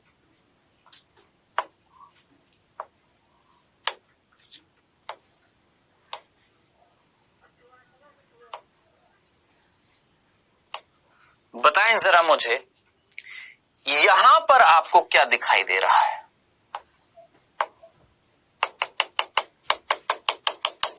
बताएं जरा, सोचिए यहां पर क्या दिखाई दे रहा है? जरा सोचिए, इस पत्ती के अंदर अगर कट यहां से लगना स्टार्ट हो तो ये दो भागों में बट जाए, और ये कट अंदर की तरफ बढ़ता जाए, और ये कट सीधा, जरा सोचिए कहां पर पहुंचा है ये कट? इस पर्ण वृंत का जो शिखर जो था, बिल्कुल टिप जो था, उसके पास पहुंचा या नहीं पहुंचा? दिमाग लगाओ, सोचो सोचो, दिमाग लगाओ ना भाई। पहुंचा या नहीं पहुंचा? इस पत्ती में अगर आप कुछ ऐसा कट लगाओ, वो कट यहां से लगे, मान लो एक चाकू छुरी ले ली और यहां से कट लगाना स्टार्ट किया, इस पत्ती को लगाते गए लगाते गए लगाते गए, और ये कट यहां से होता हुआ बिल्कुल यहां पर पहुंचा, तो ये दो भागों में नहीं बट जाएगी पत्ती? हाँ, बट गई। बताएं, दिख रहा है आपको? समझ में आया? अभी रुको, अभी खत्म नहीं हुआ। अब आप मुझे बताएं, इसमें और कट लगाऊं, इसमें और कट लगाऊं, इस तरह की परिस्थिति हो जाएगी या नहीं हो जाएगी? सोचिए,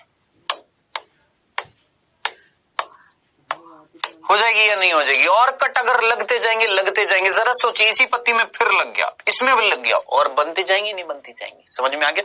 तो ये संरचना आपको दिख रही है। चलो इधर की बात करते हैं, एक बार वापस से ऊपर चलते हैं। आप मुझे बताएं, इस परिस्थिति में आपको क्या दिख रहा है? कट कहां तक लगा, ये कटाव कहां तक पहुंचा था? यहां पर पर्ण वृंत के शिखर तक पहुंचा था इस परिस्थिति में। लेकिन इस परिस्थिति में कहां तक पहुंचा है? आप बोलेंगे सर मध्य शिरा तक पहुंचा। मैं बोलूंगा हाँ जी बिल्कुल मध्य शिरा तक पहुंचा है, बिल्कुल पहुंचा है। ठीक है, अब ऐसी पत्तियां, ध्यान से सुनना, ऐसी संयुक्त पत्तियां जिनमें कटाव अगर मध्य शिरा तक पहुंचता है, इनको बोला जाता है, ध्यान से सुनना, क्या? पिच्छाकार संयुक्त पत्ती। क्या बोला? ऐसी पत्तियां, ध्यान से सुनना, ऐसी पत्तियां जिनके अंदर कटाव कहां तक पहुंचता है? मध्य शिरा तक पहुंचता है, ऐसी पत्तियों को बोला जाता है क्या? पिच्छाकार पत्ती। अब आप बोलेंगे सर फिर ये कौन सी होती है? आप मुझे बताइए, मेरी हाथ दिख रहा है आपको? ये हाथ बिल्कुल ऐसा ही दिख रहा है जैसे यहां पर पत्तियां निकली है। ये पर्णवृंत है और इससे एक पत्ती, दूसरी, तीसरी, चौथी, पांचवी इस तरीके से दिख रही है। तो ऐसी पत्तियों को हम बोलते हैं हस्ताकार, और इनको हम बोलते हैं पिच्छाकार। आप बोलेंगे सर आपने जो पिच्छाकार बनाई है और सर यहाँ पर जो पिच्छाकार है वो तो अलग है। अभी धैर्य रखिए, अभी समझाऊंगा। अभी मुझे सिर्फ इतना सा बताएं, पिच्छाकार संयुक्त पत्ती का मतलब समझ में आया? वे संयुक्त पत्तियां जिनमें कटाव कहां तक पहुंचता है? मध्य शिरा तक पहुंचता है, उनको हम बोलते हैं क्या? पिच्छाकार संयुक्त पत्ती। ठीक है, और वे संयुक्त पत्ती जिनके अंदर कटाव जो होता है वो पर्णवृंत के शिखर तक पहुंचता है, उनको हम बोलते हैं हस्ताकार संयुक्त पत्ती। तो पहले तो थोड़ा सा मन को थोड़ा सा मतलब अपने दिमाग के घोड़े दौड़ाइए और सोचिए हम यहाँ पर पढ़ क्या रहे हैं। पढ़ते पढ़ते हम यही भूल जाते पढ़ क्या रहे हैं। हम पढ़ रहे हैं संयुक्त पत्ती। पत्तियां कितने प्रकार की? दो, सरल और संयुक्त। सरल जो थी उसके कोई प्रकार नहीं थे। सरल का मतलब जिसमें कोई कटाव जो है या तो होएगा ही नहीं, और अगर होएगा तो मध्य शिरा तक नहीं पहुंचा या पर्णवृंत के शिखर तक नहीं पहुंचा। सिंपल सरल पत्ती। फिर हमने बात करी संयुक्त पत्ती। संयुक्त पत्ती जो है भैया ये भी दो प्रकार की है, एक है पिच्छाकार, एक है हस्ताकार। क्या होती है संयुक्त पत्ती? वे पत्तियां जिनमें कटाव होता है और वो कट कहां तक पहुंच जाता है? या तो मध्य शिरा तक पहुंचता है। अगर मध्य शिरा तक पहुंच गया तो ऐसी संयुक्त पत्ती क्या कहला रही है? पिच्छाकार। और अगर कहां तक पहुंच गया, सोचिए, और अगर कहां तक पहुंच गया? पर्णवृंत के शिखर तक पहुंच गया, लगते लगते लगते, तो क्या बन जाएंगी? हस्ताकार पत्ती।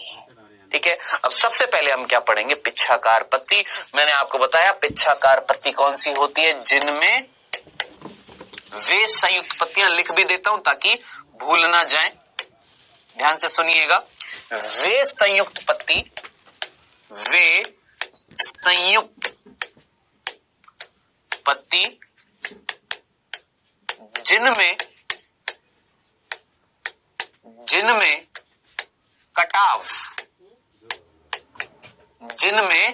कटाव जो है, कट जो है, तारिका से मध्य, या सिंपल लिखूंगा जिनमें कटाव मध्य शिरा तक पहुंच जाता है। जिनमें कटाव मध्य शिरा तक पहुंचता है। ठीक है, उनको हम क्या बोलते हैं? पिच्छाकार। ठीक है, अब इसको थोड़ा सा समझना पड़ेगा। सर आप बोलेंगे सर ये कैसी दिख रही है ना, अभी बता रहा हूँ, रुको रुको रुको। पिच्छाकार का मीनिंग समझ में आ गया, क्या होती है पिच्छाकार, ये तो समझ में आ गया। अब इधर देखना, ध्यान से देखना। अब मैं इसी चीज को, ये जो आपको पत्तियां दिख रही है कैसे पिच्छाकार है, इसको समझते हैं। देखिए, ये मान लेते बेटा जी हमारा एक वापस से तना, और इस तने के ऊपर ये एक पत्ती है। अब बड़े आराम से समझना इस चीज को, ठीक है। ये कौन है, शाखा, और ये कौन है, पत्ती है। अब देखना देखना देखना, इसमें लाल रंग की मैं बना रहा हूं मध्य शिरा। मध्य शिरा कैसी दिखा रहा हूं, लाल रंग की, ठीक है। और हरे रंग की मैं यहां पर दिखा रहा हूं शिराएं। हरे रंग की क्या दिखा रहा हूं, शिराएं। और नीले रंग की मैं यहां पर दिखा रहा हूं शिरिकाएं। बड़े आराम से समझाऊंगा, नहीं तो नहीं समझ में आएगा, इसलिए थोड़ा सा आराम से समझने की कोशिश करना। ये है शिरिकाएं, तो नीले रंग की कौन, शिरिकाएं, हरे रंग की कौन, शिराएं, और लाल रंग की कौन थी आपकी, मध्य शिरा। बताएं क्या यहां तक की बात समझ में आ गई है? ये सिंपल सी चीज क्लियर है, कोई कंफ्यूजन नहीं है इसमें। चलो जी, अब हम देखते हैं क्या, अब हम इसमें लगाते हैं कट। क्या लगाने वाले हैं, कट। और कट कहां तक पहुंचने वाला है, वो कटाव कहां तक पहुंचने वाला है, मध्य शिरा तक। चलिए जी देखते हैं।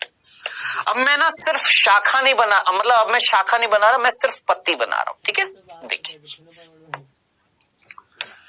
ये पत्ती जिसमें,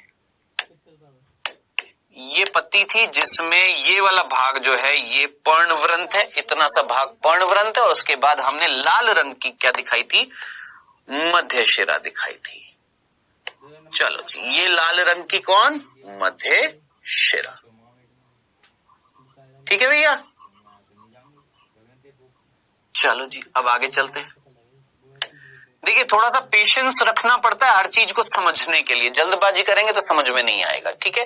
ये मध्य शिरा है, इसमें ये एक शिरा, ये शिरा, ये शिरा, ये शिरा, ये शिरा, ये शिरा, ठीक है।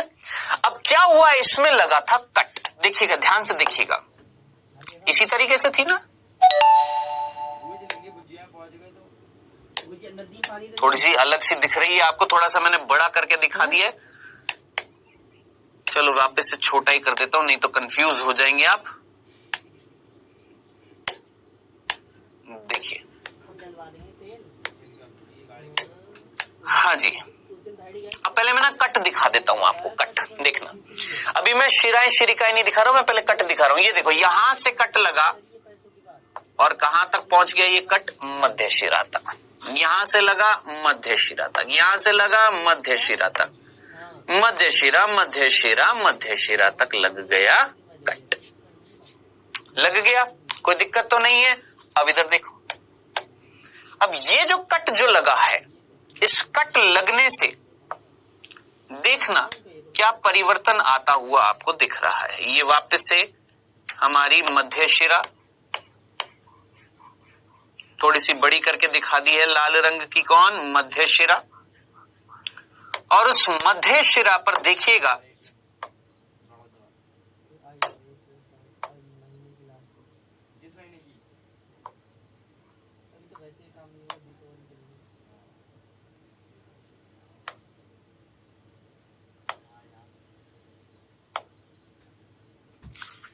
देखिए क्या होता हुआ दिखाई दे रहा है। ये पत्ती थी, इस पत्ती में कट लगना स्टार्ट हुआ यहां से, और ये कट जो था ये बड़ा होता गया। कट जो है ये कटाव बड़ा होता गया।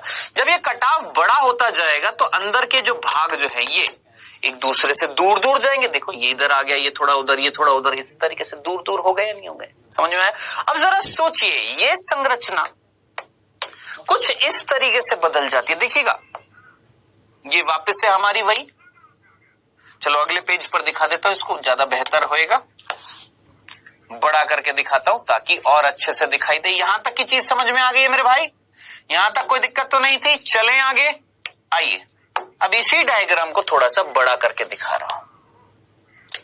ये हमारी मध्य शिरा है, ठीक है। लाल रंग की दिखाई थी मैंने आपको मध्य शिरा।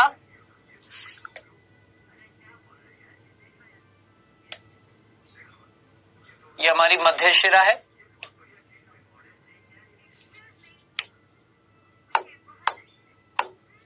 ठीक है,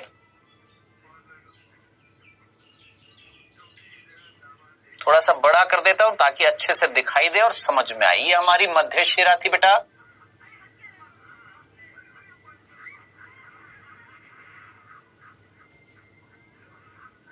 चलो जी, ये हमारी मध्य शिरा, और उस मध्य शिरा पर ये लाल रंग की जो मध्य शिरा है, इस पर ये देखिए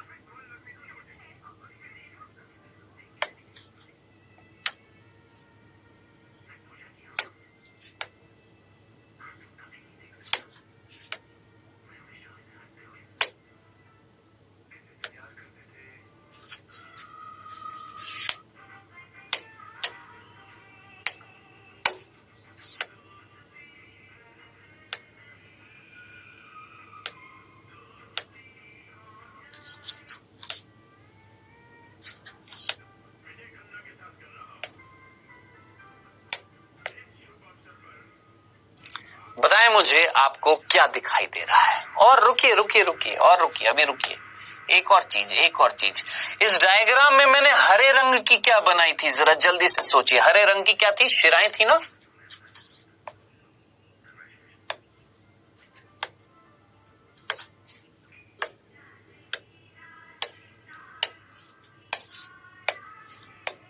और नीले रंग की क्या थी, जरा देखिएगा, यहां पर शिरिकाएं थी।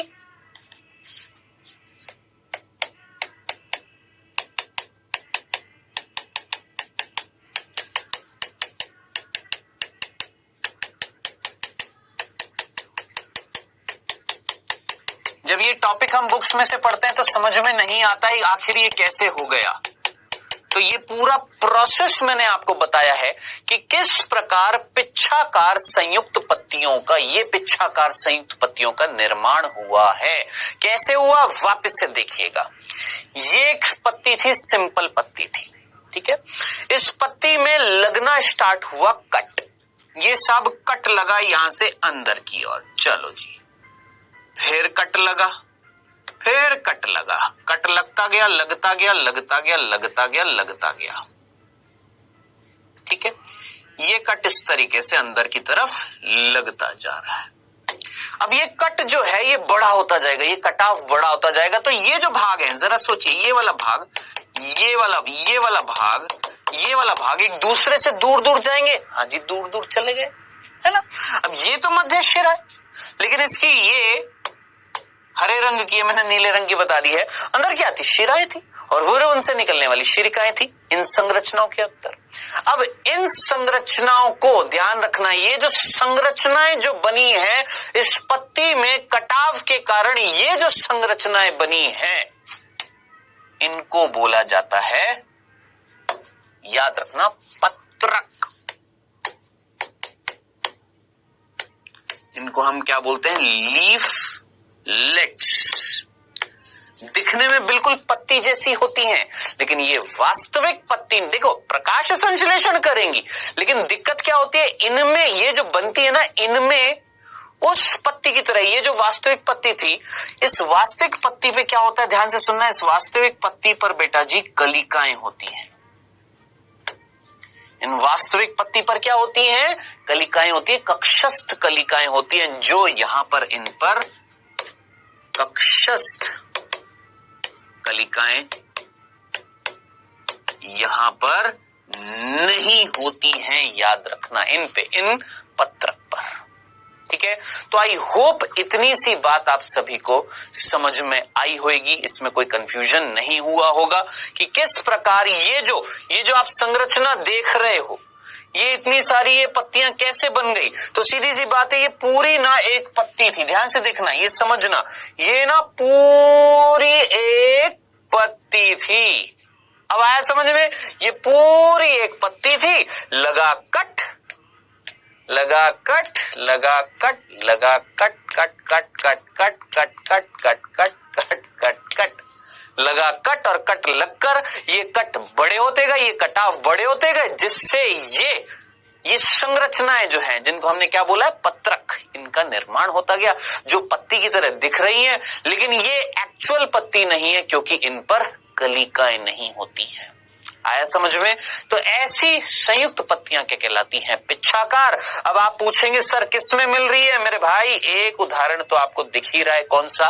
नीम दिख रहा है। दो उदाहरण और मैं आपको बता देता हूं किसके? पिच्छाकार के। ध्यान से देखिएगा बेटा जी। एग्जाम्पल,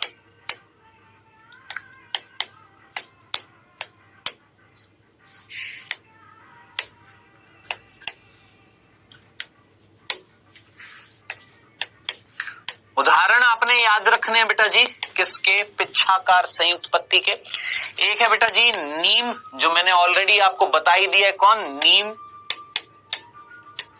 दूसरा याद रखना है गुलाब, दूसरा याद रखना है गुलाब, और तीसरा याद रखना है छुई मुई, जिसे हम मिमोसा भी बोलते हैं, याद रखना, ठीक है? तो ये मेरे ख्याल से आपको पूरी समझ में आ गई होगी कौन सी? पिच्छाकार। अब देखिए हस्ताकार मैंने आपको बड़े सिंपल तरीके से बताई और मेरे ख्याल से वो भी समझ में आ गई होगी। एक बार हस्ताकार और देख लेते हैं। कौन सी बेटा जी? हमारी जो हस्ताकार है, एक बार उसको और देख लेते हैं। क्या था हस्ताकार में? मैंने आपको सिंपल तरीके से बताया कि भैया ये हमारी क्या था? तना था, ये हमारी शाखा है, उस शाखा पर ये पत्ती थी, ठीक है? अब इस पत्ती में यहां से, इधर से, बिल्कुल टिप से अगर कट करता जाऊंगा, मैं मान लेते एक छुरी ले लेता हूं, मेरे पास है नहीं, मान लेते एक छुरी लेता हूं और इसको यहां से इधर से काटता जाऊं, काटता जाऊं, काटता जाऊं, काटता जाऊं, और ये कट कहां तक पहुंच जाए जरा सोचिए। ये कट कहां तक पहुंचा है? कहां तक? पर्णवृंत के शीर्ष तक पहुंच गया, और शीर्ष तक जब ये पहुंच जाएगा तो इधर एक, इधर दूसरे का निर्माण हो जाएगा। जरा सोचिए, परिस्थिति कुछ ऐसी हो जाएगी। अभी अभी तो बताया, ये कुछ ऐसी हो जाएगी। दिमाग लगाए, खत्म। अब ये जो दोनों बने हैं पत्रक, अब ये क्या है? ये पत्रक है, जैसे वहां पर बताए थे, ठीक है? अब ये पत्रकों में फिर कटाव लगेगा, तो जरा सोचिए, फिर इस तरीके से बन जाएंगे, फिर कटाव लगेगा, फिर बन जाएंगे। तो जरा सोचिए, एक हस्त के रूप में, जैसे एक हमारा हाथ होता है, इसमें ये मुख्य, ये है, मान लेते हैं क्या बेटा जी? हमारी मध्य शिरा, सॉरी, ये हमारी क्या है? पर्णवृंत है, और जिससे ये क्या निकल रहे हैं? पत्रक निकल रहे हैं। तो ऐसी संयुक्त पत्तियां क्या कहलाएंगी? हस्ताकार, जिनमें कटाव, वे संयुक्त पत्ती जिनमें कटाव कहां तक पहुंचेगा? जिनमें कटाव, जिनमें कटाव पर्णवृंत के शीर्ष तक पहुंचता है। ये थी हमारी सिंपल सी क्या? हस्ताकार पत्ती। बताइए, ये सिंपल सी हस्ताकार याद हो सकती है। अब इसका उदाहरण ध्यान से सुन लीजिएगा। किसका बेटा जी? हमारी हस्ताकार जो पत्ती है, इसका उदाहरण इंपॉर्टेंट है। आपने ये नाम सुना? बॉम्बेक्स।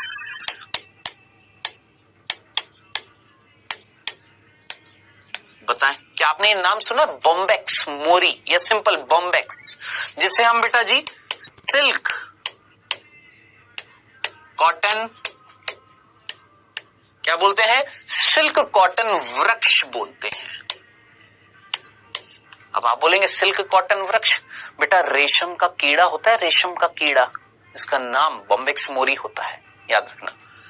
बॉम्बेक्स मोरी रेशम का कीड़ा है, जो जिस पेड़ पर मिलता है ना, उसका नाम बॉम्बेक्स है, याद रखना। बॉम्बेक्स मोरी तो रेशम के कीड़े का नाम है, और जिस पेड़ पर वो मिलता है उसका नाम भी बॉम्बेक्स है। इस कारण इसको सिल्क कॉटन क्या बोला जाता है? वृक्ष बोला जाता है, क्योंकि सिल्क का कीड़ा जो होता है, रेशम का कीट जो होता है, इस पेड़ की टहनियों पर पाया जाता है, ठीक है?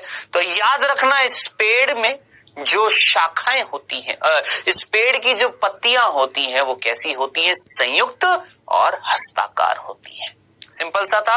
दूसरा उदाहरण, जितने भी सिट्रस पेड़ होते हैं उनकी पत्तियां, सिट्रस तो समझते हैं ना, जिसमें विटामिन सी मिलता है, जैसे आपका नींबू का, आंवले का, संतरे का, मौसमी का, ये जो खट्टे फल जिनमें होते हैं उनको हम क्या बोलते हैं? सिट्रस फ्रूट्स बोलते हैं, सिट्रस पेड़ बोलते हैं। उनकी पत्तियां भी कैसी होती है बेटा जी?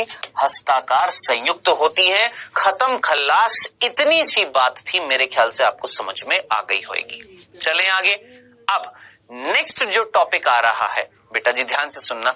नेक्स्ट जो टॉपिक आ रहा है, ये हमने क्या देख लिया? संयुक्त पत्ती पूरी पढ़ ली है, यानी हमने पत्तियों के प्रकार देख लिए हैं। ठीक है। नेक्स्ट जो टॉपिक आ रहा है उसका नाम है पर्ण विन्यास, जिसे हम इंग्लिश में बोलते हैं फाइलोटेक्सी।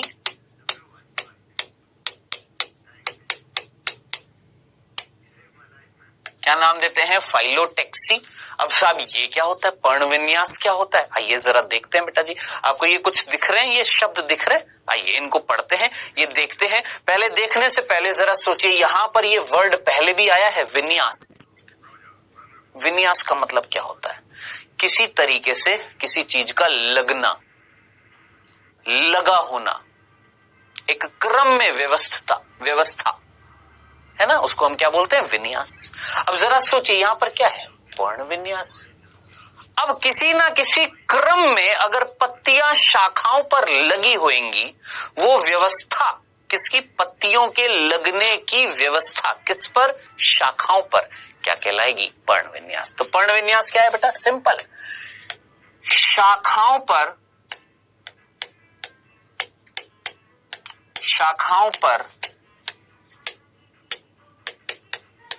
पत्तियों की व्यवस्था।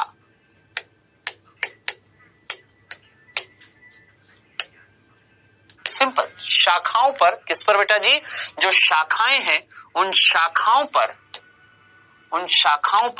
किसकी व्यवस्था? याद रखना, उन शाखाओं पर व्यवस्था किसकी? याद रखिएगा, किसकी? पत्तियों की।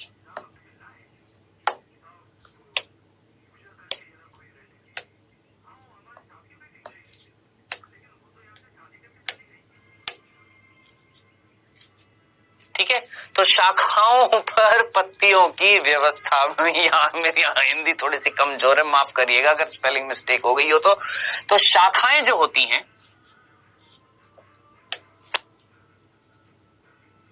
शाखा कर देता हूं सिंपल, शाखा पर पत्तियों की व्यवस्था जो होती है उसे हम क्या बोलते हैं? पर्ण विन्यास। बताएं, इतना सा मीनिंग समझ में आ गया? अरेंजमेंट मतलब होता है किसी चीज का लगा होना। किसका अरेंजमेंट? किसकी व्यवस्था, किसकी पाए जाने का एक क्रम, पत्तियों का। किस पे? शाखाओं पर। क्या कहलाएगा? पर्ण विन्यास। मीनिंग समझ में आ गया? मेरी बात आपके दिमाग तक पहुंच गई है? बस समझ में आ रहा है? देखिए, एक डॉक्टर भी लिखता है मेडिसिन और एक पत्रकार भी लिखता है ना, लेकिन लोग किसे भगवान मानते हैं? इतना तो आपको पता है, डॉक्टर को। तो लिखते दोनों हैं, लेकिन भगवान किसको माना जाता है? तो मेरे ख्याल से मैं जो कहने वाला हूं वो शायद आपको समझ में आ रहा होगा। राइटिंग, लैंग्वेज, वर्डिंग्स, मार्किंग, ये सारी चीजें साइड में होती हैं। आपने डॉक्टर की लैंग्वेज देखी होगी कभी? पर्चा समझ में आता है? नहीं आता है, अजीब सी राइटिंग होती है, फिर भी डॉक्टर को पूजते हैं, है ना? बस वही चीज है।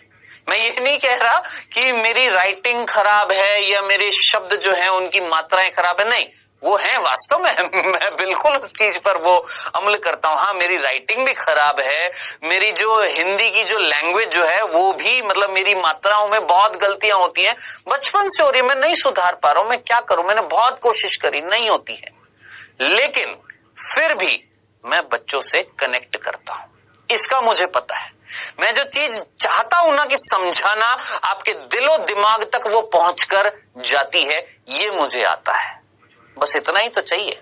कि जो चीज नहीं समझ में आती है वो अगर कोई टीचर समझा दे, बस यही तो एक टीचर का काम होता है। भाई मात्राओं की गलतियां ये निकालना, मात्राओं की गलतियां निकालना, राइटिंग की गलतियां निकालना, उससे टीचर का कोई लेना देना नहीं है। ये हकीकत मैं आपको बता रहा हूं, ठीक है, कि कोई नहीं पूछ रहा आपसे कि मेरी राइटिंग कैसी है, मैं पूछ ये रहा है कि आपको टीचर जो पढ़ा रहा है क्या वो समझ में आ रहा है। हाँ, अगर समझ में आ रहा है तो बहुत अच्छी बात है, हाँ नहीं समझ में आ रहा तो दिक्कत है। तो मेरे ख्याल से ये चीज आपको समझ में आ गई। एक शाखा पर पत्तियों का लगा होना क्या कहलाएगा? पर्ण विन्यास कहलाएगा। बताइए, ये सिंपल सी चीज समझ में आ गई। अब साहब किस तरीके से शाखाओं पर पत्तियां लगी होती है? तो 3 तरीके से पर्ण विन्यास मिलता है। 3 प्रकार का पर्ण विन्यास मिलता है, 3 प्रकार का। अब कौन कौन सा होता है देखिएगा। सबसे पहला जो है उसका नाम है एकांतर। सबसे पहला जो है उसका नाम है एकांतर, जिसको हम इंग्लिश में बोलते हैं ऑल्टरनेट। क्या बोलते हैं बेटा जी? ऑल्टरनेट। ठीक है, अब देखिएगा, ध्यान से देखिएगा क्या है। ये मान लो एक शाखा है, शाखा, और इस शाखा पर क्या मिल रही है बेटा? ये पर्व संधियां। क्या मिल रही है? पर्व संधियां। पर्व संधियां याद आ रही है ना, जिसको हमने गांठ भी बोला था। बार बार नहीं लिखूंगा, यहां पर समझ में आ गया होगा। ये पर्व संधि, ठीक है। अब देखिए, इस पर्व संधि से केवल एक पत्ती निकल रही है। एक पर्व संधि से, एक पर्व संधि या एक गांठ भी बोल दो, एक पर्व संधि या एक गांठ से केवल एक पत्ती निकलती है।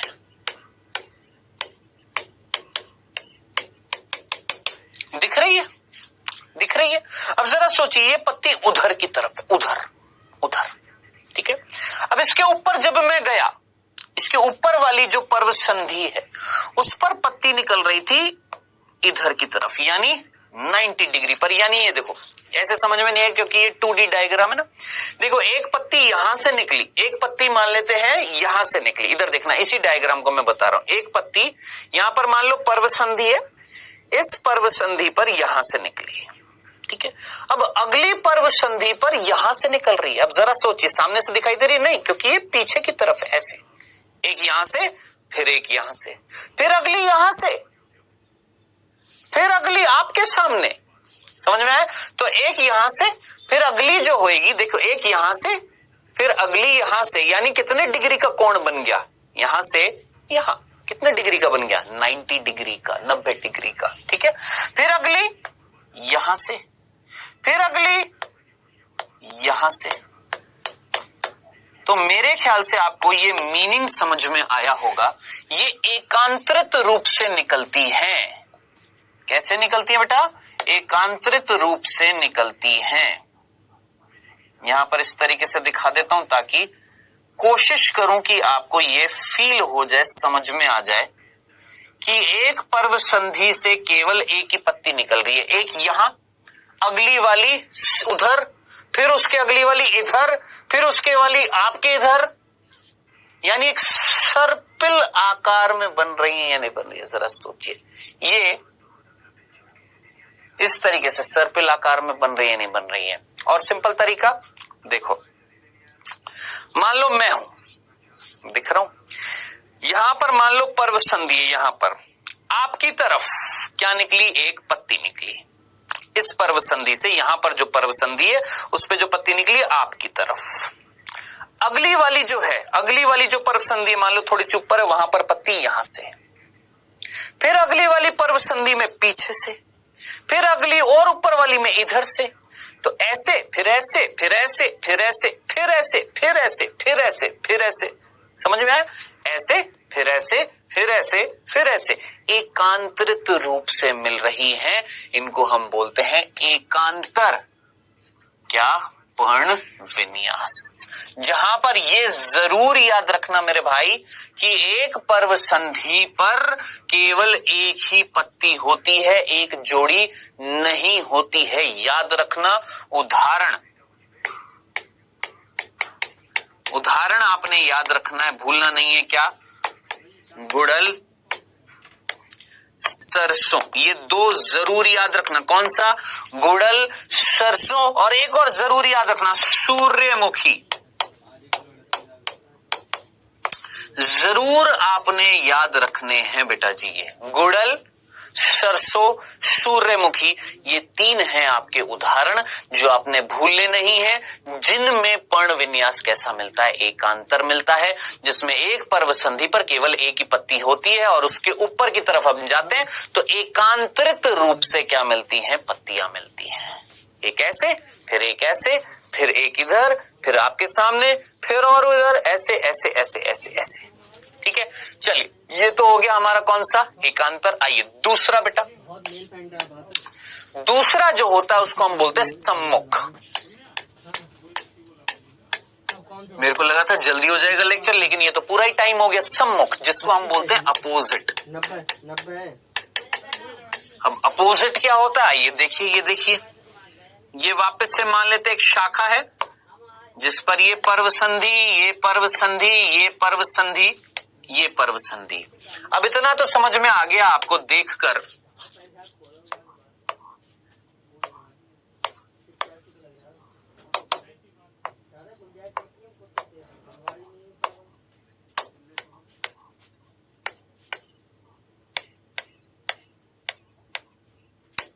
इतना तो फीलिंग आ गई होगी देखकर क्या, कि एक पर्व संधि पर, एक पर्व संधि पर क्या मिल रहा है? एक जोड़ी पत्ती मिल रही है।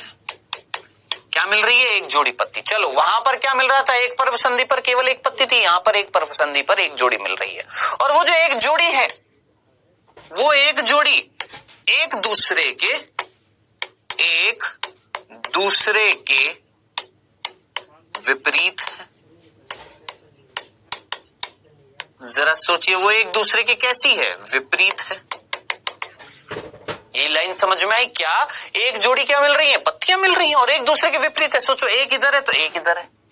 जैसे एक मान लो यहां पर पर्व संधि, एक इधर है तो एक इधर है, एक आपकी तरफ है तो एक पीछे है, फिर एक इधर है तो एक इधर है, फिर एक इधर है तो एक इधर है, एक आपकी तरफ है, एक मेरी तरफ है। समझ में आया? तो इस तरीके से जो मिलती है उनको हम क्या बोलते हैं? अपोजिट, यानी सम्मुख बोलते हैं। और ये किस में मिलती है बेटा? उदाहरण आपने याद रखना है इसका भी। कैलोट्रोपिस,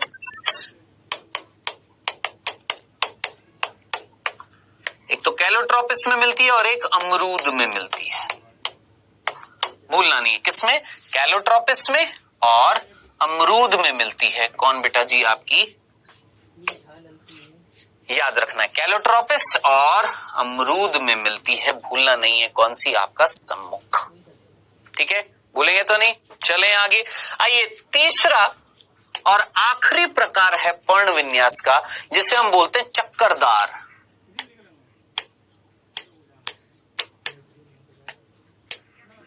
क्या बोलते हैं? चक्करदार, जिसको हम इंग्लिश में बोलते हैं होल्ड। WHORLED,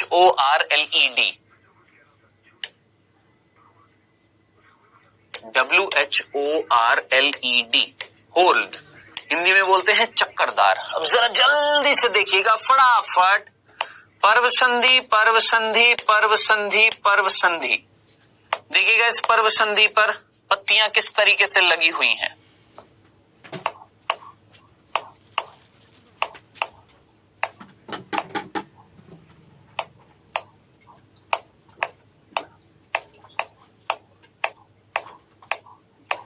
मेरे ख्याल से आपको ये चीज समझ में आ गई होगी कि एक पर्व संधि पर, एक पर्व संधि पर ना ही एक ना ही दो, दो से ज्यादा, यानी एक पर्व संधि पर, एक पर्व संधि पर, याद रखना, एक पर्व संधि पर पत्तियों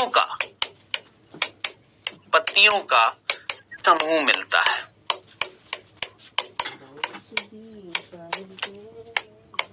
और ऐसा लगता है जैसे एक चक्र बना रहा है। क्या बना रहा है? चक्र बना रहा है, इसलिए नाम क्या है? चक्करदार है। ठीक है, इसका उदाहरण आपने याद रखना है, एल्स्टोनिया। उदाहरण आपने याद रखना है एल्स्टोनिया, ठीक है, तो भूलना नहीं बेटा। एल्स्टोनिया जो है उसमें याद रखना क्या मिलता है, किस प्रकार का मिलता है, याद रखना पर्ण विन्यास चक्करदार मिलता है, जहां पर एक पर्व संधियों पर पत्तियों का समूह मिलता है चक्कर के रूप में।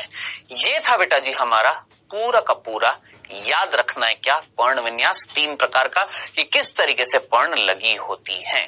आई होप ये चीज समझ में आ गई होगी, ठीक है। अब आज का लेक्चर इतना ही है। आज हमने क्या क्या पढ़ा एक बार मैं जल्दी से रिवाइज कर देता हूं। आज बेटा जी हमने पत्तियों के प्रकार पढ़े। कौन सी पत्तियों के, देखिए सरल हम ऑलरेडी पढ़ चुके थे, हमने पढ़े हैं संयुक्त। हमने बात करी भैया संयुक्त पत्तियां जो हैं वो हैं 2 प्रकार की, एक होती है पिच्चाकार और एक होती है हस्ताकार। पिच्चाकार वो होती है जिनमें कटाव जो होता है वो मध्य शिरा तक पहुंचता है, जब वो पहुंच जाता है तो पर्णकों का निर्माण होता है। किसका? पर्णकों का निर्माण होता है, ठीक है। ये पर्णक वास्तविक पर्ण से अलग होती है क्योंकि पर्णकों पर क्या नहीं मिलती है, कक्षस्थ कलिकाएं नहीं मिलती है, ठीक है। फिर हमने बात करी हस्ताकार जिसमें कटाव जो था, जिसमें अच्छा इसके उदाहरण क्या थे बेटा, नीम था, गुलाब था और आपका छुई मुई था। फिर हमने बात करी हस्ताकार की, हस्ताकार जहां पे कटाव जो है वो पर्णवृंत के शीर्ष तक या शिखर तक पहुंच जाता है, जिससे एक हस्त के रूप की पत्तियां दिखाई देने लग जाती हैं, ठीक है। जिसका उदाहरण मैंने आपको बताया कौन सा, सिल्क कॉटन वृक्ष यानी बॉम्बेक्स और सिट्रस पादप जो होते हैं उनमें मिलता है। फिर हमने बात करी पर्ण विन्यास की। भैया पर्ण विन्यास का मतलब क्या था, पर्णों का शाखाओं पर लगा होना, एक क्रम में लगा होना, एक व्यवस्था जो थी लगने की, किसकी, पत्तियों की, किस पर, शाखा पर, क्या कहला रही थी। पर्ण विन्यास 3 प्रकार की थी, एकांतर, सम्मुख और आपका चक्करदार। एकांतर यानी एक पर्व संधि से या एक गांठ से केवल एक ही पर्ण निकलेगी और फिर एकांतरित रूप से मिलेगी, एक ऐसे फिर एक ऐसे फिर एक ऐसे फिर ऐसे। समझ में आया? उदाहरण क्या बताया था बेटा जी मैंने आपको, गुड़हल, सरसों और सूरजमुखी जरूर बताया था, याद रखना बहुत इंपॉर्टेंट थे, प्रश्न नीट में बनते हैं यहां से। दूसरा मैंने आपको बताया सम्मुख, यानी सम्मुख का मतलब अपोजिट, यानी एक पर्व संधि पर 2 पत्तियां होंगी और दोनों एक दूसरे के अपोजिट होंगी, विपरीत होंगी, ठीक है। उदाहरण मैंने आपको बताया इसका सिंपल सा क्या बेटा जी, आपका अमरूद बताया और कैलोट्रोपिस बताया था, ठीक है। तीसरा था बेटा जी हमारा चक्करदार, और चक्करदार जो था उसमें मैंने आपको बताया कि एक पर्व संधि से पूरे एक चक्कर के रूप में क्या निकल रही है, तो बहुत सारी पत्तियां निकल रही हैं इस तरीके से, तो ऐसा लगेगा जैसे चक्कर बन गया हो, एल्स्टोनिया। ये हमने आज बात करी है। अभी समय हुआ है आपके क्विज का। पहला प्रश्न बच्चों आपकी स्क्रीन पर आता हुआ फर्स्ट, नीम में कौन सी पत्तियां पाई जाती हैं? संयुक्त पिच्छाकार, संयुक्त हस्ताकार, दोनों ए और बी या कोई नहीं? जल्दी से सोचिए, नीम में कौन सी थी?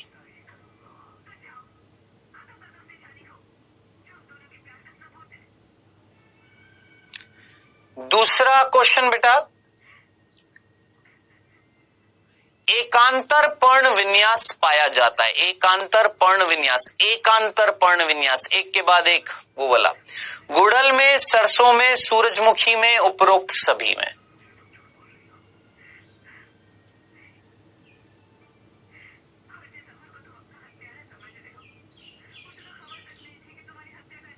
चलिए समय वो समाप्त, आइए डिस्कस करते बेटा जी। यहां पर पहला प्रश्न था बच्चों हमारा, यहां पर नीम में कौन सी पत्तियां पाई जाती है, नीम में कौन सी पत्तियां पाई जाती हैं? तो याद करिए मैंने आपको नीम दिखाई भी थी, जो आपको कहीं ना कहीं पिच्छाकार जो संयुक्त पत्तियां दिखाई थी वो कौन सी दिखाई थी, नीम की तो दिखाई थी। सोचिए, दिमाग लगाइए, संयुक्त तो मैंने आपको कौन सी बताई थी, याद करिए मैंने संयुक्त बताई थी आपको क्या, सिल्क कॉटन वृक्ष, अभी लास्ट में भी बोला, और सिट्रस, ठीक है। तो ये तो होगा नहीं, ये होगा नहीं, ये होगा नहीं, सीधा संयुक्त पिच्छाकार, खत्म। दूसरा प्रश्न था बच्चों यहां पर, एकांतर पर्ण विन्यास पाया जाता है। एकांतर पर्ण विन्यास, एक पर्व संधि से एक पत्ती निकलेगी, एक ऐसे, फिर एक आपकी तरफ, फिर एक इधर, फिर एक ऐसे, फिर ऐसे, फिर ऐसे, इस तरीके से एकांतरित रूप से निकलेगी। गुड़हल में भी थी, सरसों में भी थी, सूरजमुखी में भी थी, यानी सभी में। बताएं यही किया है कि कुछ और किया है? यही किया है ना, यही आंसर है, ये वाला। ये था बेटा जी आज का सिंपल सा क्विज। होमवर्क आपको नीचे मिलेगा होमवर्क सेक्शन में। अब हम नेक्स्ट लेक्चर में क्या पढ़ने वाले हैं मैं आपको बता देता हूं बेटा। नेक्स्ट लेक्चर में हम पढ़ेंगे पर्ण के रूपांतरण। एक छोटा सा टॉपिक है क्या, पर्ण के रूपांतरण, ठीक है। और फिर हम स्टार्ट करेंगे पुष्प के बारे में पढ़ना, पुष्प के भाग, पुष्प क्रम, जो बहुत इंपॉर्टेंट है इस चैप्टर में, ठीक है। तो मिलेंगे बेटा जी नेक्स्ट लेक्चर में। Okay then, Tata.